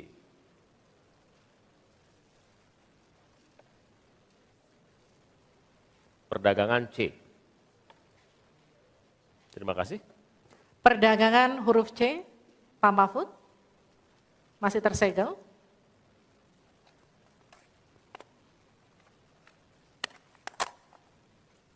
Mohon didengarkan dengan seksama karena kami hanya akan membacakan 1 kali. Pertanyaan untuk Bapak Mahfud MD dengan subtema perdagangan. Untuk meliberalisasi perekonomian, Indonesia telah meratifikasi lebih dari 25 perjanjian perdagangan bebas. Tetapi pemanfaatannya belum optimal untuk mendorong ekspor dan investasi. Pertanyaannya, bagaimana strategi paslon untuk mengoptimalkan pemanfaatan perjanjian-perjanjian tersebut guna meningkatkan ekspor dan memperkecil defisit neraca perdagangan? Waktu Bapak untuk menjawab 2 menit, kami persilakan ketika Bapak mulai berbicara. Baik, menurut saya untuk mengoptimalkan pemanfaatan perjanjian-perjanjian, saudara sekalian, saya dan Mas Ganjar kebetulan Ganjar Mahfud ini sudah berdiskusi lama tentang ini. Sekurang-kurangnya ada 3 hal yang menjadi strategi kami. Pertama, mengutamakan diplomasi ekonomi. Sehingga para duta besar yang ada di luar negeri itu, menurut Pak Jokowi pada saat awal-awal kami dilantik, duta besar itu adalah duta ekonomi. Optimalkan diplomasi ekonomi dengan negara-negara lain. Yaitu.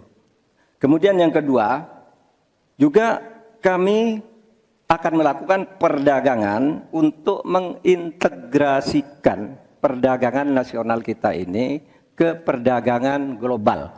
Sehingga memenuhi standar-standar internasional untuk setiap apa yang kita punyai mau dimasukkan ke dunia global itu sudah jelas standarnya bisa diterima gitu. Dan kita juga membuat regulasi di sini agar tidak misalnya upaya perdagangan kita lalu diblokir atau dicurangi oleh teman-teman kita sendiri, pelaku-pelaku ekonomi di dalam yang berintegrasi atau berkoalisi dengan pejabat-pejabat publik.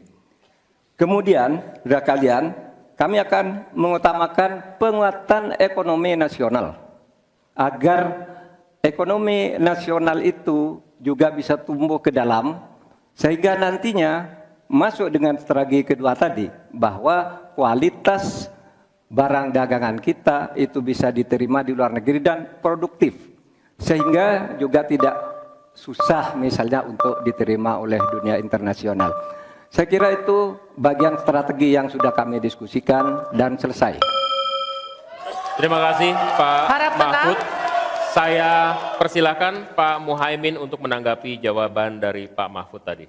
Ya, Pak Mahfud, kalau diplomasi sebagai pemasaran itu normatif ya. Ini sudah menjadi pengetahuan umum. Yang paling penting itu adalah bagaimana nyelepet para diplomat berubah wajah menjadi pemasar-pemasar yang tangguh. Diplomasi pemasaran yang ekspansif itu tidak kita miliki. Karena memang seluruh cara kerja diplomasi kita masih politik dan sangat normatif. Yang kedua, kita bisa hadir di dalam dunia perdagangan global kalau kualitas produksi dalam negeri kita juga punya standar yang baik. Saya sampai hari ini sangat prihatin.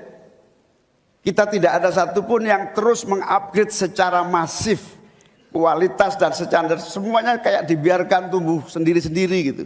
Tidak ada satu gerakan yang lebih terstruktur baik dari Menteri Perdagangan, Menteri Koperasi UKM dalam satu gerakan meningkatkan kualitas berstandar internasional. Cukup Bapak? Harap tenang. Selanjutnya kita akan ke calon wakil presiden nomor urut 2, Bapak Gibran Raka Buming Raka untuk menanggapi. Waktunya 1 menit, silakan. Baik, terima kasih. Paslon nomor 1 dan 3 sudah bicara masalah diplomasi. Saya akan memberikan solusi yang konkret aja. Paling konkret, hilirisasi. Kita jangan mau lagi mengirim barang mentah. Kita harus mampu meningkatkan nilai tambah dalam negeri. Saya kasih contoh, nikel. Dulu sebelum ada hilirisasi, kita ekspor hanya 3 miliar US dollars. Sekarang setelah hilirisasi bisa menjadi 33 miliar US dollars. Ini saya baru bicara masalah nikel loh Pak. Belum bicara masalah tembaga, boksit, timah, dan lain-lain. Konkret, jelas, singkat, padat, jelas. Terima kasih. Waktu Anda masih tersisa? Cukup? Cukup Bapak? Cukup. Baik. Baik. Kami kembalikan ke Pak Mahfud untuk menanggapi. Ya. Baik, terima kasih. Ini masalah diplomasi. Diplomasi Harap itu tenang. normatif. Mohon Nah, tenang. Sebenarnya, saudara sekalian, kalau diplomasinya selama tidak jalan, saya kira sistem rekrutmen diplomat sekarang ini harus ditinjau ulang. Dulu-dulu diplomat-diplomat kita tuh bagus. Ya, sekarang ini kadang-kala ada titipan dari partai. Kalau belum dari partai belum masuk, itu tidak disahkan. Di DPR partai ini belum masuk. Nah, sesudah bertugas tidak jelas. Dia tidak ngerti, tidak punya pengertian dasar-dasar diplomasi. Sehingga kalau saya diberi kewenangan, nanti diplomasi ini diatur kembalilah rekrutmennya itu. Betul-betul orang yang memenuhi syarat. Nah, soal hilirisasi itu sudah masuk sebenarnya Mas Gibran. Saya tadi kan bicara soal penguatan ketahanan ekonomi nasional. Itu di dalamnya memang sudah ada hilirisasi dan industrialisasi yang aman lingkungan. Itu selesai. Terima kasih, kita berikan apresiasi untuk ketiga calon wakil presiden kita di pemilu 2024. Dan kami persilakan para calon wakil presiden untuk kembali ke tempat duduk masing-masing. Silakan Bapak. Di segmen selanjutnya, ini seharusnya segmen yang kita tunggu-tunggu karena setelah ini mereka akan saling bertanya dan memberikan tanggapan. Interaksi antar kandidat akan dapat Anda saksikan di segmen selanjutnya dalam debat kedua calon wakil presiden Pemilu 2024.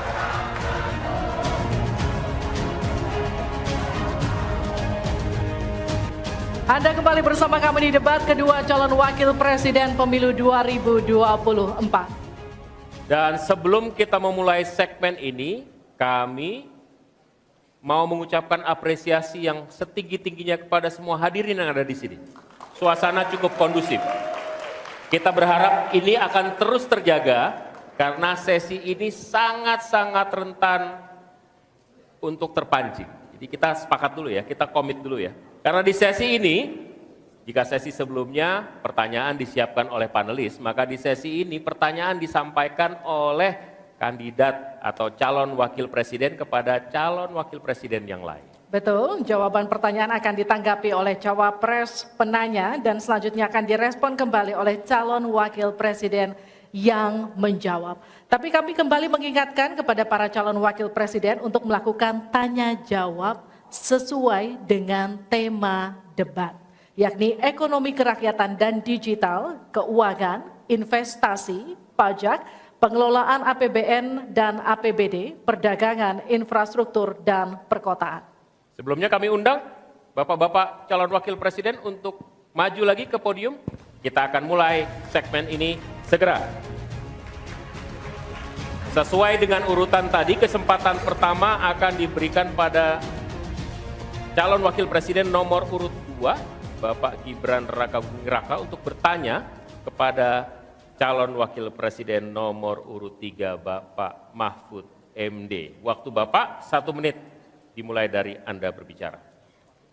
Baik, terima kasih. Ini karena Prof. Mahfud adalah ahli hukum, saya ingin bertanya bagaimana regulasi untuk carbon capture and storage. Cukup? Cukup Bapak? Baik. Silakan Bapak Mahfud untuk menjawab. Waktu Anda untuk menjawab adalah 2 menit.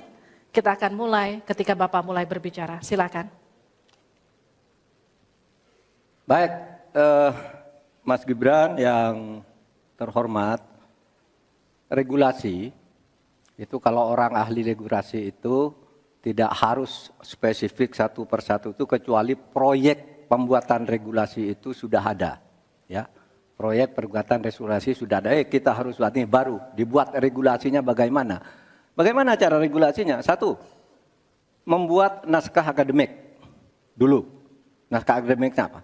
Naskah akademik itu kalau mengikuti pola yang sederhana aja, pakai aja kasus Ruktipi namanya. Kalau di dalam ilmu perundang-undangan itu, misalnya regulasi yang sudah ada bagaimana, kalau belum ada bagaimana. Kemudian opportunity-nya bagaimana. Kemudian kapasitas lembaganya bagaimana. Kemudian komunikasi publiknya bagaimana. Kemudian ideologisnya bagaimana. Itulah yang disebut procipi dan prosedur tentu saja. Nah itu yang akan kita buat kalau saya ditanya bagaimana mengatur soal regulasi undang-undang tentang karbon dan sebagainya, bukan hanya karbon dan itu. Jadi itu yang akan kita lakukan. Tetapi sebenarnya ya yang terpenting itu bagi saya apapun yang akan kita bangun itu kan harus ada sistem pengawasan keuangan. Barangkali Mas Gibran sudah tahu atau belum tahu juga karena ini baru. Pada tanggal 9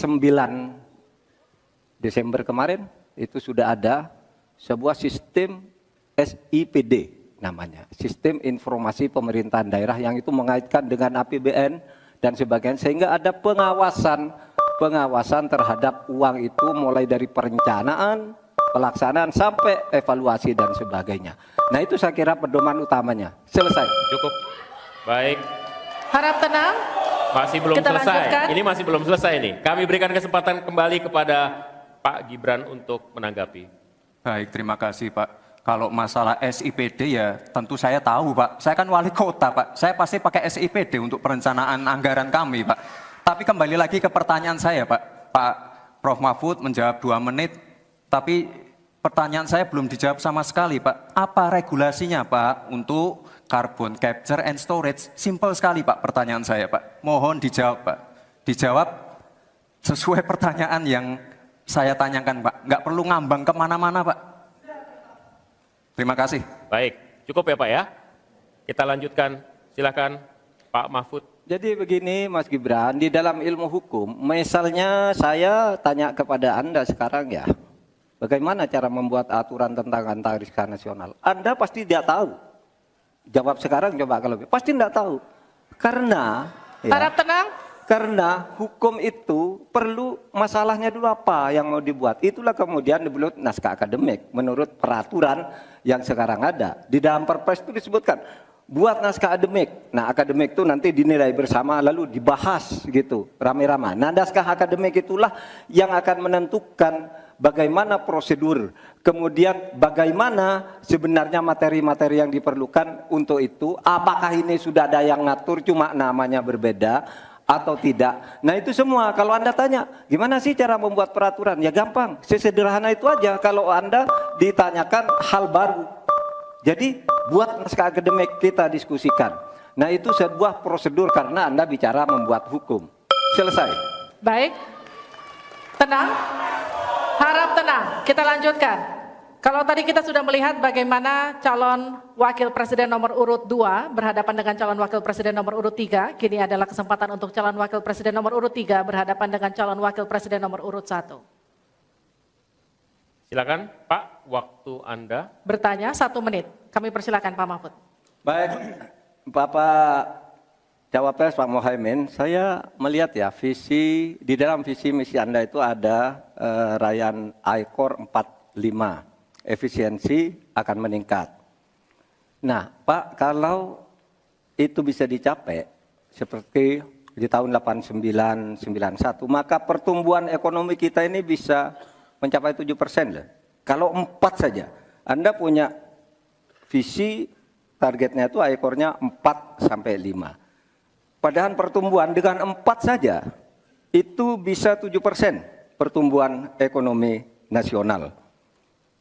Sehingga dengan demikian saya kok jadi ingin tahu kenapa di dalam visi misi Anda tingkat pertumbuhan yang ditargetkan hanya 5 sampai 65. Kok tidak berani 7? Kalau 4 apalagi sampai 5, seharusnya berani sampai 7. Selesai. Silakan waktu Anda 2 menit. Terima kasih. Kalau membuat target pertumbuhan bisa saja 7-8% bisa saja. Tetapi yang ingin kita wujudkan adalah pertumbuhan yang berkualitas dan inklusif. Di mana setiap pertumbuhan itu memiliki apa yang disebut sebagai dampak langsung di dalam penyerapan tenaga kerja, di dalam peningkatan pendapatan masyarakat, di dalam satu percepatan pemerataan pembangunan. Target 5,5 sampai 6% itu dengan kalkulasi agar kalau kita tidak terlampau realistis, kita khawatir ujung-ujungnya utang luar negeri lagi. Utang luar negeri yang terlampau banyak ini mengakibatkan beban bukan hanya pemerintahan hari ini, tetapi juga anak turun kita akan mengalami banyak beban utang yang panjang. Salah satunya adalah bagaimana agar APBN kita sehat. Sekarang saja prosentasi 3.000 triliun APBN aja untuk membayar utangnya cukup tinggi. Sehingga mengurangi tidak kurang dari 20% APBN kita untuk membayar utang luar negeri. Sehingga target yang berjumlah 5,5% sampai 6,5% itu realistis yang akan tidak membebani bagi proses pembangunan kita di masa yang akan datang. Di sisi yang lain kita pasti tahu bahwa salah satu syarat-syarat pertumbuhan yang bisa sehat itu adalah apabila investasi yang masuk juga tidak menjadi beban baru bagi pembangunan nasional kita. Apa beban baru itu? Yaitu tingginya tanggungan bunga-bunga yang harus, terutama kalau utang G2G, yang menjadi beban berat bagi APBN kita hari ini dan di masa-masa yang akan datang. Cukup Bapak? Baik. Selanjutnya dipersilakan untuk Pak Mahfud MD untuk kembali menanggapi, waktunya 1 menit, silakan Bapak. Iya begini Pak, kami Ganjar Mahfud itu mentargetkan pertumbuhan ekonomi kita itu 7%. Itu hitung-hitungannya mudah, tadi saya sudah sebut di pertama. Betapa saya menyelamatkan korupsi yang diurus kantor langsung saya aja 677 triliun. Itu kalau dibagi ke UMKM, itu luar biasa. Kemudian yang ditemukan oleh ICW sejak tahun 2014 yang sudah inkrah korupsi itu berapa? 233,7 triliun. Nah ini kalau kita pangkas melalui penegakan hukum yang benar, ini bisa mencapai 7. Tapi Anda menyimpang dari rumus yang selama ini terjadi. Kalau Anda berani dengan ekor 4 saja, Anda pasti bisa 7%. Pasti bisa 7%, apalagi 4 sampai 5. Nah ini Anda menargetkan segini, tapi pertumbuhan ekonominya cuma 5,6. Secara matematis agar kurang cepat. Selesai. Silakan ditanggapi. Harap tenang. Ditanggapi Ya. Pak Muhaimin. Tentu saya sangat setuju. Bukan hanya pemberantasan korupsi yang membawa pemasukan bagi APBN kita, menjaga kebocoran APBN kita, tetapi juga pendapatan negara bukan pajak yang juga menjadi bagian dari andalan. Akan tetapi kita juga harus realistis bahwa 7% itu bisa jadi cuma omong kosong, di mana kenyataannya setelah APBN kita jalan sampai hari ini aja 5% yang diterapkan oleh pemerintah hari ini juga masih mengalami banyak kontraksi. Dalam arti utang luar negeri masih menjadi andalan utama. Sekaligus kita juga menyaksikan bagaimana 5% itu realnya di lapangan tidak sampai 5%. Sehingga saya khawatir kalau target 7% itu dipaksakan, ujungnya bukan pertumbuhan yang sehat tetapi pertumbuhan semu yang keropos. Baik, Tenang, kita lanjutkan. ya. Interaksi antara 3 dan 1 sudah selesai. Sekarang giliran interaksi antara 1 dan 2. Pak Muhaimin silakan bertanya kepada Pak Gibran dan kemudian akan ditanggapi. Waktu Anda 1 menit untuk bertanya. Terima kasih Pak Gibran. Pak Gibran ini telah berhasil menjadi wali kota sekaligus pengusaha yang sukses. Bahkan berbagai proyek-proyek besar telah berhasil dibangun di Solo. Ini menjadi prestasi, tetapi kita ingin prestasi ini ditularkan kepada yang lain. Saya ingin Pak Gibran menyampaikan tips and tricks agar bupati, wali kota, dan pemerintah daerah yang lain bisa belajar agar proyek-proyek besar bisa dimasukkan di kota Solo. Bagaimana caranya ini? Saya kira Tenang. itu. Cukup? Cukup. Baik. Cukup. Silakan waktu Anda. Pak Gibran, waktu Anda 2 menit untuk menanggapi.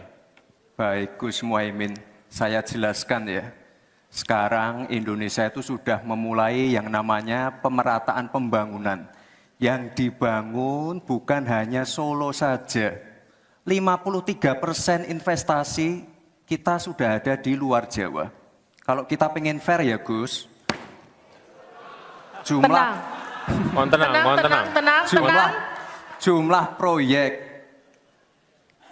jumlah anggaran yang digelontorkan ke Solo sebelum saya jadi wali kota itu lebih besar. Saya tahulah ini arah pertanyaannya kemana. Tapi yang jelas ini Gus, apa yang sudah dibangun, yang kita lihat bukan bangunan fisiknya saja. Tapi kita lihat impact-nya ke warga. Bangun masjid menggunakan CSR dari Abu Dhabi. Impact-nya apa? UMKM kita sekarang melesat, wisata kita melesat. Kemarin waktu Idul Fitri, kunjungan wisatawan ke Solo melebihi Jogja. Itu impact-nya. Lalu kita lihat, kita punya kebun binatang Solo Safari, tidak pakai APBN. Masjid tidak pakai APBN. Tapi impact-nya apa? Impact-nya ke masyarakat. Jadi yang kita lihat ini Gus, tidak perlu tendensius seperti itu. Kita lihat impact-nya ke warga seperti apa. UMKM meningkat, kesejahteraan meningkat, lapangan pekerjaan terbuka. Itu yang kita lihat Gus. Jadi tidak melihat, oh ini dia anak emas kan. Enggak. Pemerataan pembangunan itu sudah terjadi di mana-mana, bukan hanya di Solo. Dan itu fakta loh Gus, proyek di Solo sebelum saya menjabat itu lebih banyak. Fakta itu. Terima kasih. Harap tenang, kita akan lanjutkan. Masih lanjut ini. Silakan Pak Muhaimin untuk menanggapi, waktunya 1 menit. Ya, yang saya tanyakan belum dijawab. Tenang.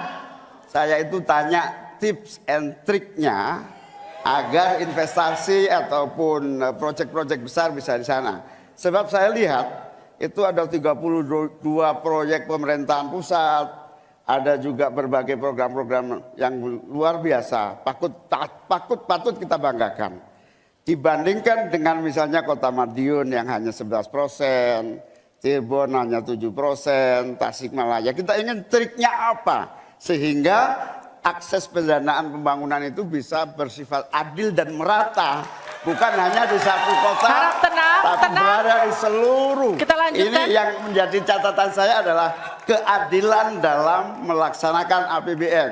Kalau kita jadi pemerintah pusat nanti, tugas kita adalah membagi secara adil seluruh proyek-proyek nasional kita. Cukup. Silakan Pak Gibran untuk menanggapi. Waktunya 1 menit, silakan. Mohon tenang. Baik Gus, saya jawab lagi. Sebelum ada proyek dari pusat masuk, kita ya, para wali kota ya harus menyiapkan yang namanya readiness kriteria. Kalau nggak ada itu, nggak mungkin proyek itu masuk. 2, kita sebagai wali kota harus menyiapkan hal-hal non teknis, relokasi, nego dengan warga-warga, bantaran sungai, bantaran rel kereta api.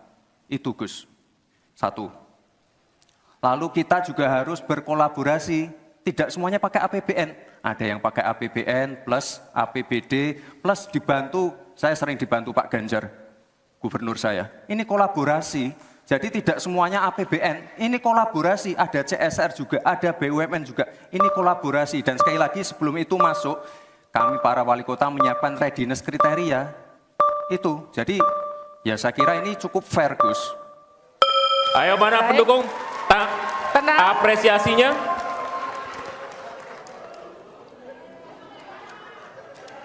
Kita berikan apresiasi untuk seluruh calon wakil presiden malam hari ini. One on one, sesi pertama sudah lewat, masih ada 1 segmen lagi. Ketika calon wakil presiden bertanya dan berinteraksi dengan calon wakil presiden lainnya. Tetaplah bersama kami di debat kedua calon wakil presiden pemilu 2024. Anda kembali bersama kami di debat kedua calon wakil presiden pemilu 2024. Kita akan lanjutkan segmen tanya jawab antar calon wakil presiden di segmen ini. Jika sebelumnya kita mulai dengan calon wakil presiden nomor urut 2 yang bertanya, segmen ini kita akan mulai dengan sebaliknya, yakni calon wakil presiden nomor urut 3 yang akan bertanya kepada cawapres nomor urut 2.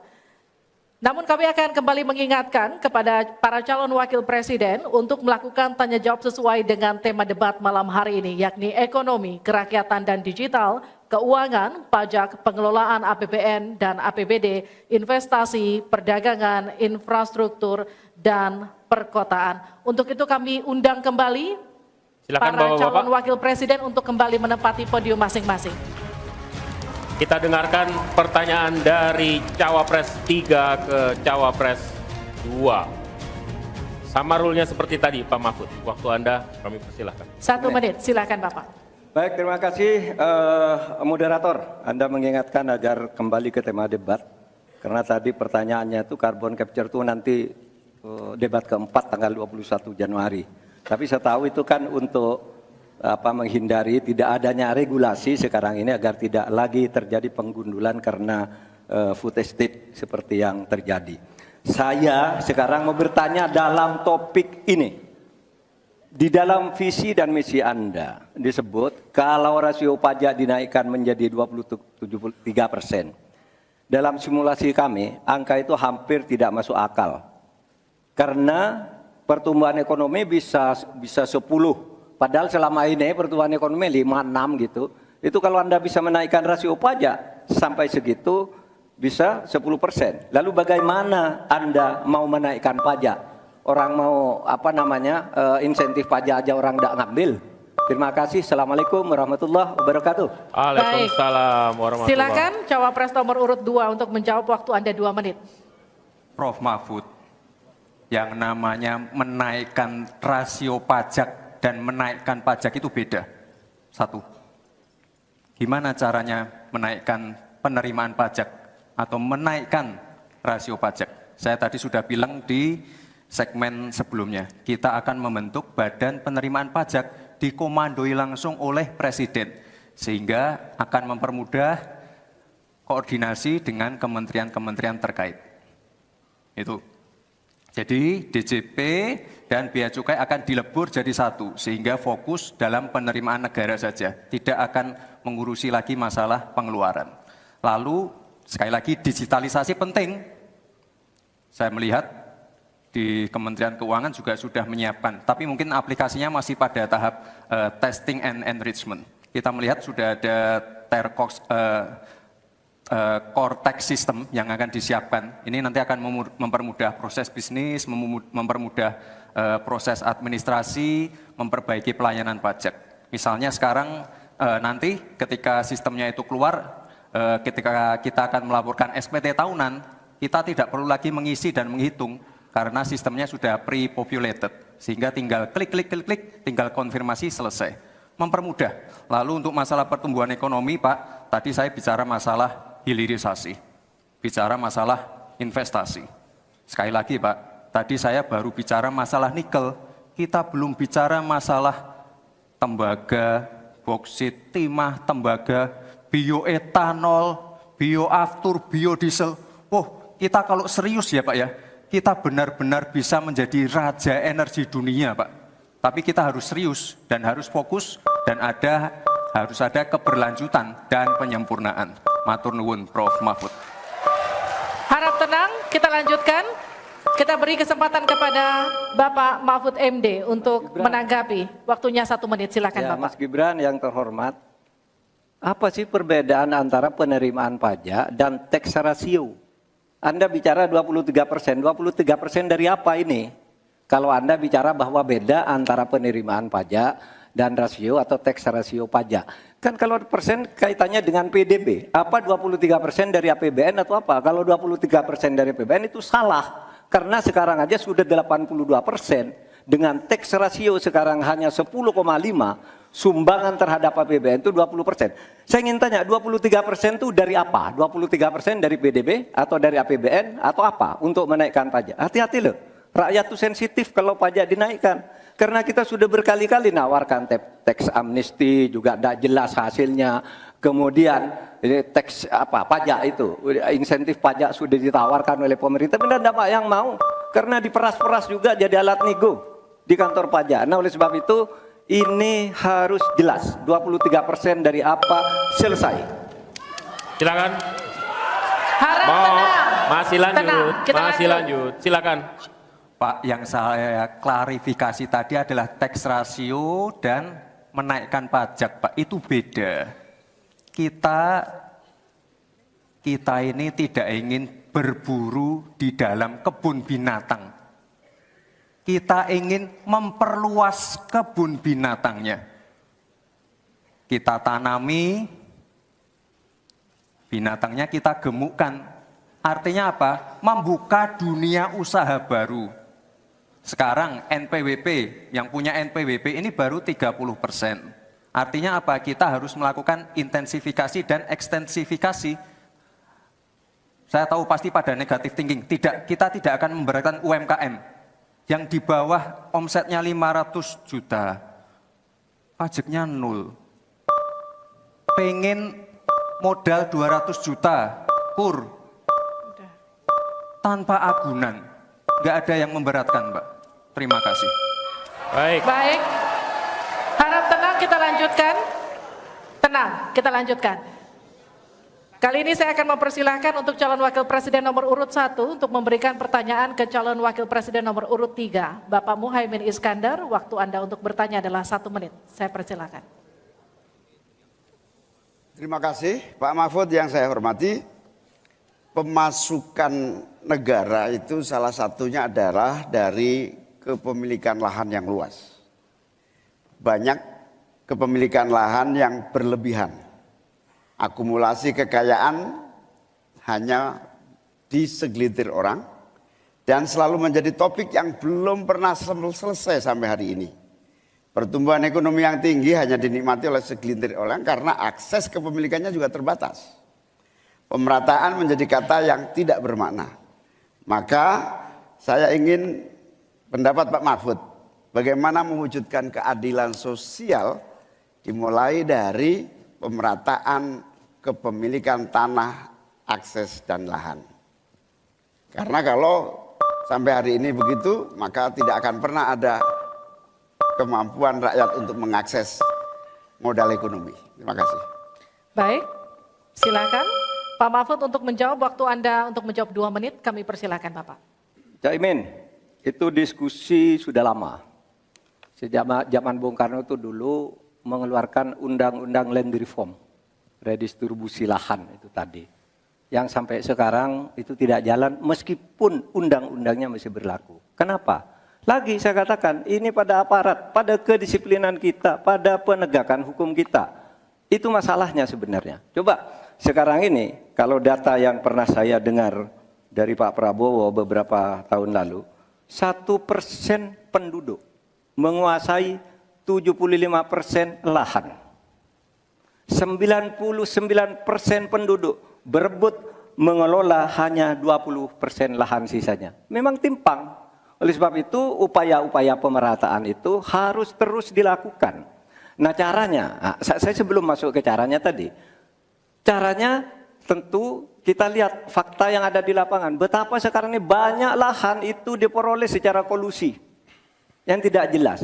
Saya pernah dikritik, Pak kenapa ini pemerintah ini sekarang kok lahannya tidak jelas. Diserahkan ke orang semua, rakyat tidak kebagian. Saya tanya, mana daftar lahan? Saya minta ke Kementerian Pertanian. Oh ini dibuat tahun sekian, ini tahun sekian, ini tahun sekian, tahun sekian. Saya tahu di mana masalahnya dan siapa yang membuat ini. Ini yang harus ditertibkan. Apalagi sekarang lahan-lahan ini tiba-tiba diduduki orang. Diduduki orang sampai puluhan tahun, negara diam aja. Bahkan mau diberi ampun, kemarin itu, diberi pengampunan pajak. Saya bilang, ini harus pidana, masuk. Gitu. Dia menguasai tanah 22 tahun, tidak bayar pajak, lalu diberi ampun, asal mulai baik-baik, kembalikan seandainya pajak. Tidak bisa, saya bilang. Nah sekarang, dia ini sudah masuk pidana dan sudah inkrah. Nah itu saya kira, jalan yang keluarnya itu kedisiplinan kita menegakkan aturan. Itu saja saya kira jawaban yang menurut saya simpel dan tepat, selesai. Baik, silakan Pak Muhaimin untuk tenang, memberikan tenang. Kita tanggapan dari jawaban Pak Mahfud tadi. Terima kasih. Yang disampaikan Pak Mahfud kurang satu hal saja, yaitu harus ada political will, kemauan politik yang sungguh-sungguh, sekaligus memanfaatkan instrumen hukum yang memadai. Saya ingat debat Pilpres 5 tahun yang lalu, ada komitmen untuk membagi lahan dengan menggunakan land reform dengan istilah, menurut waktu itu kita istilahkan dengan distribusi kepemilikan lahan. Sehingga yang ingin saya tegaskan dari jawaban Pak Mahfud tadi adalah instrumen hukum harus dipakai secara optimal, diikuti dengan kemauan dan kesungguhan politik, bukan hanya retorika politik. Oleh karena itu agar tanah-tanah yang dikuasai oleh segelintir orang terdistribusi dan rakyat ikut menikmati, terutama untuk lahan-lahan pertanian yang lebih produktif. Terima kasih. Silakan langsung ditanggapi Pak Mahfud, waktu Anda. Ya, memang begitu kan, dari program yang kami lakukan, kita akan melakukan redistribusi tanah. Dulu dalam 5 tahun terakhir ini bahkan ada kan pembagian tanah untuk rakyat agar merata. Lalu ada 1 juta sertifikat. Setahu saya 1 juta sertifikat itu memang sudah dibagi, tetapi itu untuk mereka yang memang sudah menempati tanah itu. Menempati itu lalu diberi sertifikat. Lahan yang lain itu belum dibagi terhadap orang yang belum punya. Nah itulah yang akan kita kerjakan besok dalam rangka redistribusi tanah itu. Itu betul Pak Muhaimin, betul 100% bahwa masalahnya political will.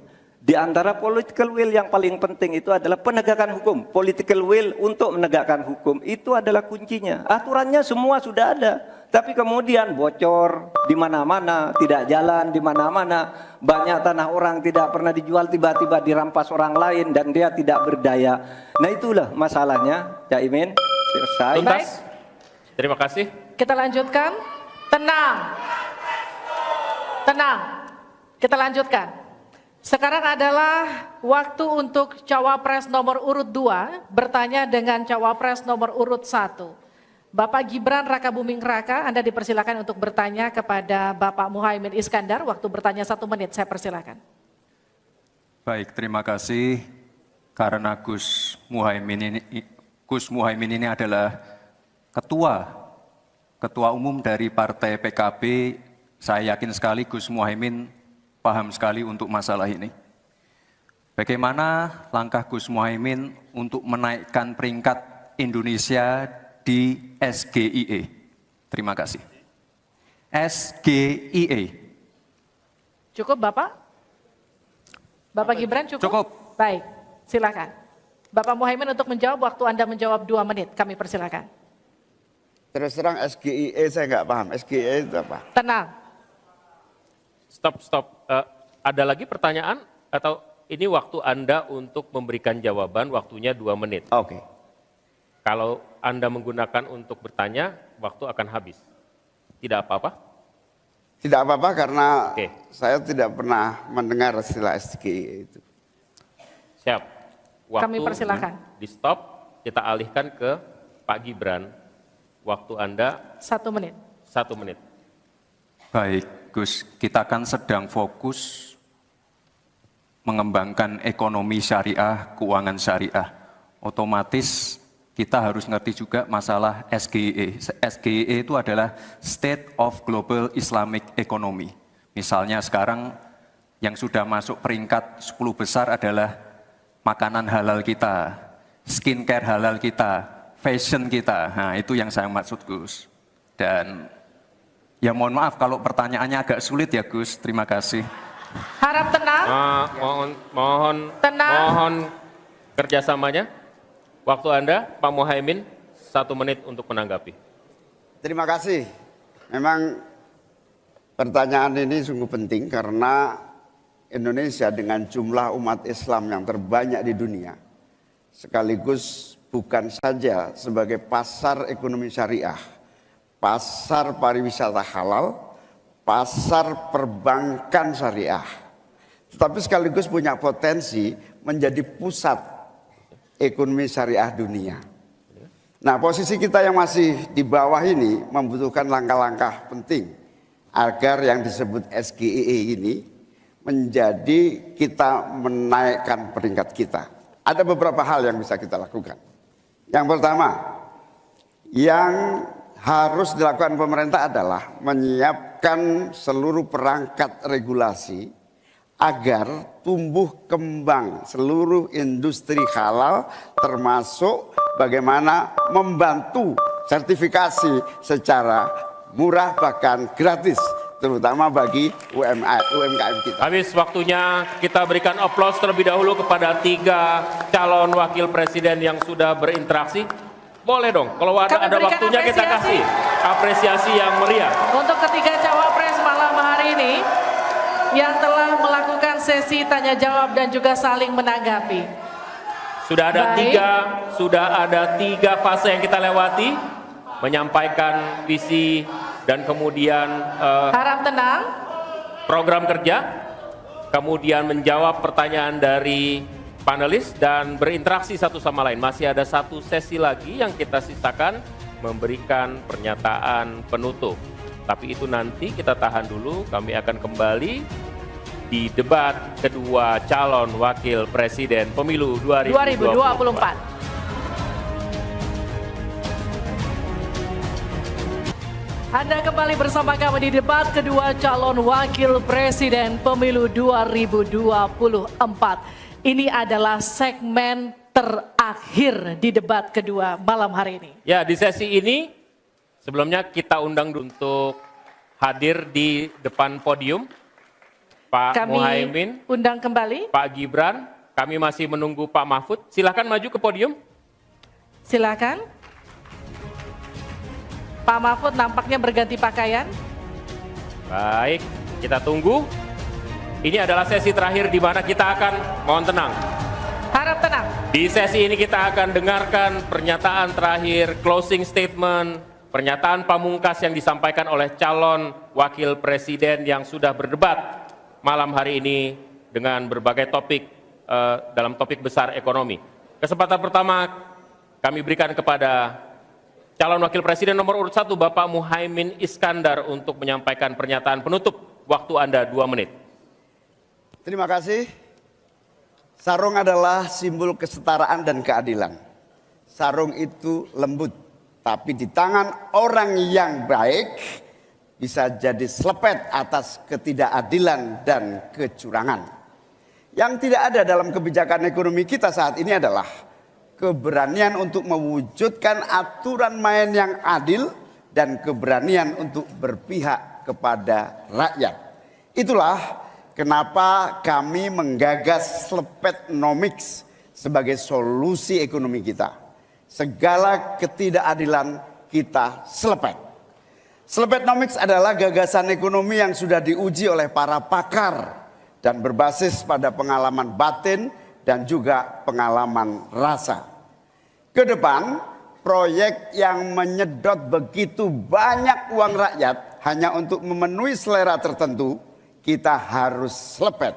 Kita hadirkan perubahan berupa pemerataan dan pembangunan kota-kota dan desa-desa di seluruh Indonesia. Ke depan, kecurangan pembuat aturan yang merangkap sekaligus pemain bisnis harus kita selepet. Kita bangun kesetaraan bagi semua pelaku usaha untuk maju bersama. Dengan Slepetnomics kita pastikan pembangunan ekonomi Indonesia dikerjakan pakai hati, pakai otak. Sekali lagi, pembangunan Indonesia dilaksanakan pakai hati, pakai otak. Mari kita berdoa, semoga insya Allah saya dan Mas Anies memimpin Indonesia, kita kerjakan pembangunan dengan menggunakan pakai hati, pakai otak. Semoga kita senantiasa diberi kekuatan untuk mewujudkan perubahan bagi bangsa kita. Amin. Baik. Ingin dimanfaatkan waktunya cukup Bapak? Kita lanjutkan ke calon wakil presiden nomor urut 2, Bapak Gibran Rakabuming Raka untuk menyampaikan pernyataan penutup. Waktunya 2 menit, kami persilakan Bapak.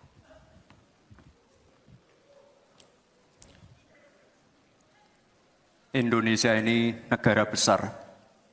Kita harus bersyukur di tahun 2020 sampai 2030 nanti kita akan mendapatkan bonus demografi. Saat itulah sebagian besar penduduk kita ada pada usia produktif. Ini kesempatan kita untuk meningkatkan produktivitas nasional. Peluang untuk menuju Indonesia emas makin terbuka lebar. Tapi Bapak Ibu yang saya hormati, teman-teman sesama anak muda, ingat, kesempatan ini hanya datang sekali. Kesempatan ini tidak akan terulang lagi. Untuk itu kita harus kerja keras, kerja fokus, berani melakukan lompatan. Saya ucapkan terima kasih kepada Pak Prabowo yang sudah memberikan saya kesempatan untuk ikut andil dalam kontestasi ini. Saya sangat bangga sekali saya menjadi bagian dalam perjalanan menuju Indonesia emas. Saya ucapkan terima kasih juga Prof. Mahfud, Gus Muhaimin, Saya sangat senang sekali bisa satu panggung dengan orang-orang hebat seperti ini. Senang sekali anak muda bisa bertukar pikiran dengan ketua umum partai dan seorang profesor. Sekali lagi, terima kasih. Anak-anak muda harus saling mendukung, anak-anak muda harus saling bergandengan tangan. Saya yakin Indonesia Emas bisa tercapai. Terima kasih. Wassalamualaikum warahmatullahi wabarakatuh. Selamat Natal dan Tahun Baru. Baik, terima kasih. Harap tenang, kita akan Masih melanjutkan. dalam sesi, mohon tenang. Waktu belum selesai. Kami persilakan selanjutnya calon wakil presiden nomor urut 3 Bapak Mahfud MD untuk menyampaikan pernyataan Saudara-saudara seluruh bangsa Indonesia, kami Ganjar dan Mahfud ingin memastikan untuk menyelenggarakan negara yang bersih melalui penegakan hukum tanpa pandang bulu. Ganjar Mahfud menyiapkan 21 program unggulan senilai 2.500 triliun rupiah selama 5 tahun, yaitu 1. 17 juta lapangan kerja, 1 desa, 1 fasket, 1 nakes, 3 uang saku kader posyandu, 4 10 juta hunian, punya rumah semudah punya motor, 5 sekolah dapat gaji, lulus pasti kerja, 6 1 keluarga miskin, 1 sarjana, 7 perempuan maju, 8 buruh naik kelas, 9 kuliah gratis untuk anak prajurit dan bayangkara, 10 mudah berusaha termasuk UMKM dan koperasi, 11 masjid sejahtera, pengurus masjid terlindungi, 12 guru ngaji dan guru agama lain digaji, pasokan pangan aman, harga enak di kantong, lansia bahagia, anak cucu gembira, 15 petani bangga bertani, 16 di laut kita jaya, nelayan sejahtera, 17 disabilitas mandiri berprestasi, 1 desa 1 mobil akses, 18 internet super cepat, gratis dan merata, 19 bansos pasti lanjut tapi harus tepat sasaran, 20 sikat KKN, dan terakhir KTP Sakti. Segala kebijakan pemerintah harus mengutamakan kemakmuran dan kesejahteraan rakyat, termasuk memelihara fakir, miskin, dan anak terlantar seperti ketentuan pasal 34 ayat 1 Undang-Undang Dasar. Semoga niatan baik dan keikhlasan kami mendapat ganjaran ilahi dan tercatat di Lauhil Mahfuz. Selesai. Kita berikan aplaus dan apresiasi yang paling meriah untuk ketiga calon wakil presiden kita. Saya undang Pak Muhaimin, Pak Gibran, dan Pak Mahfud untuk ada di tengah. Untuk ada di tengah lingkaran merah ini. Kami juga memohon agar Pak Anies, Pak Prabowo, dan Pak Ganjar mendampingi calon wakil presiden masing-masing. Kami persilakan para Ini adalah calon presiden. calon-calon pemimpin kita yang dapat Anda pilih nanti di tanggal 14 Februari 2024. Kami juga mengundang Ketua KPU dan seluruh anggota KPU untuk bergabung bersama kita di sini. Mudah-mudahan debat kedua kali ini dapat memberikan referensi kepada Anda, menjadi hasanah bagi Anda untuk menentukan siapa yang Anda pilih. Ada 1, ada 2, ada 3. Ya, dan kami juga akan mengingatkan Anda untuk jangan lupa menggunakan hak pilih Anda pada pemilu 2024 14 Februari mendatang, karena suara Anda akan menentukan masa depan bangsa Indonesia. Kami tutup debat malam hari ini. Saya Liviana Cerlisa. Dan saya Alvito Dinova Ginting. Sampai jumpa di TPS 14 Februari tahun depan. Sampai jumpa.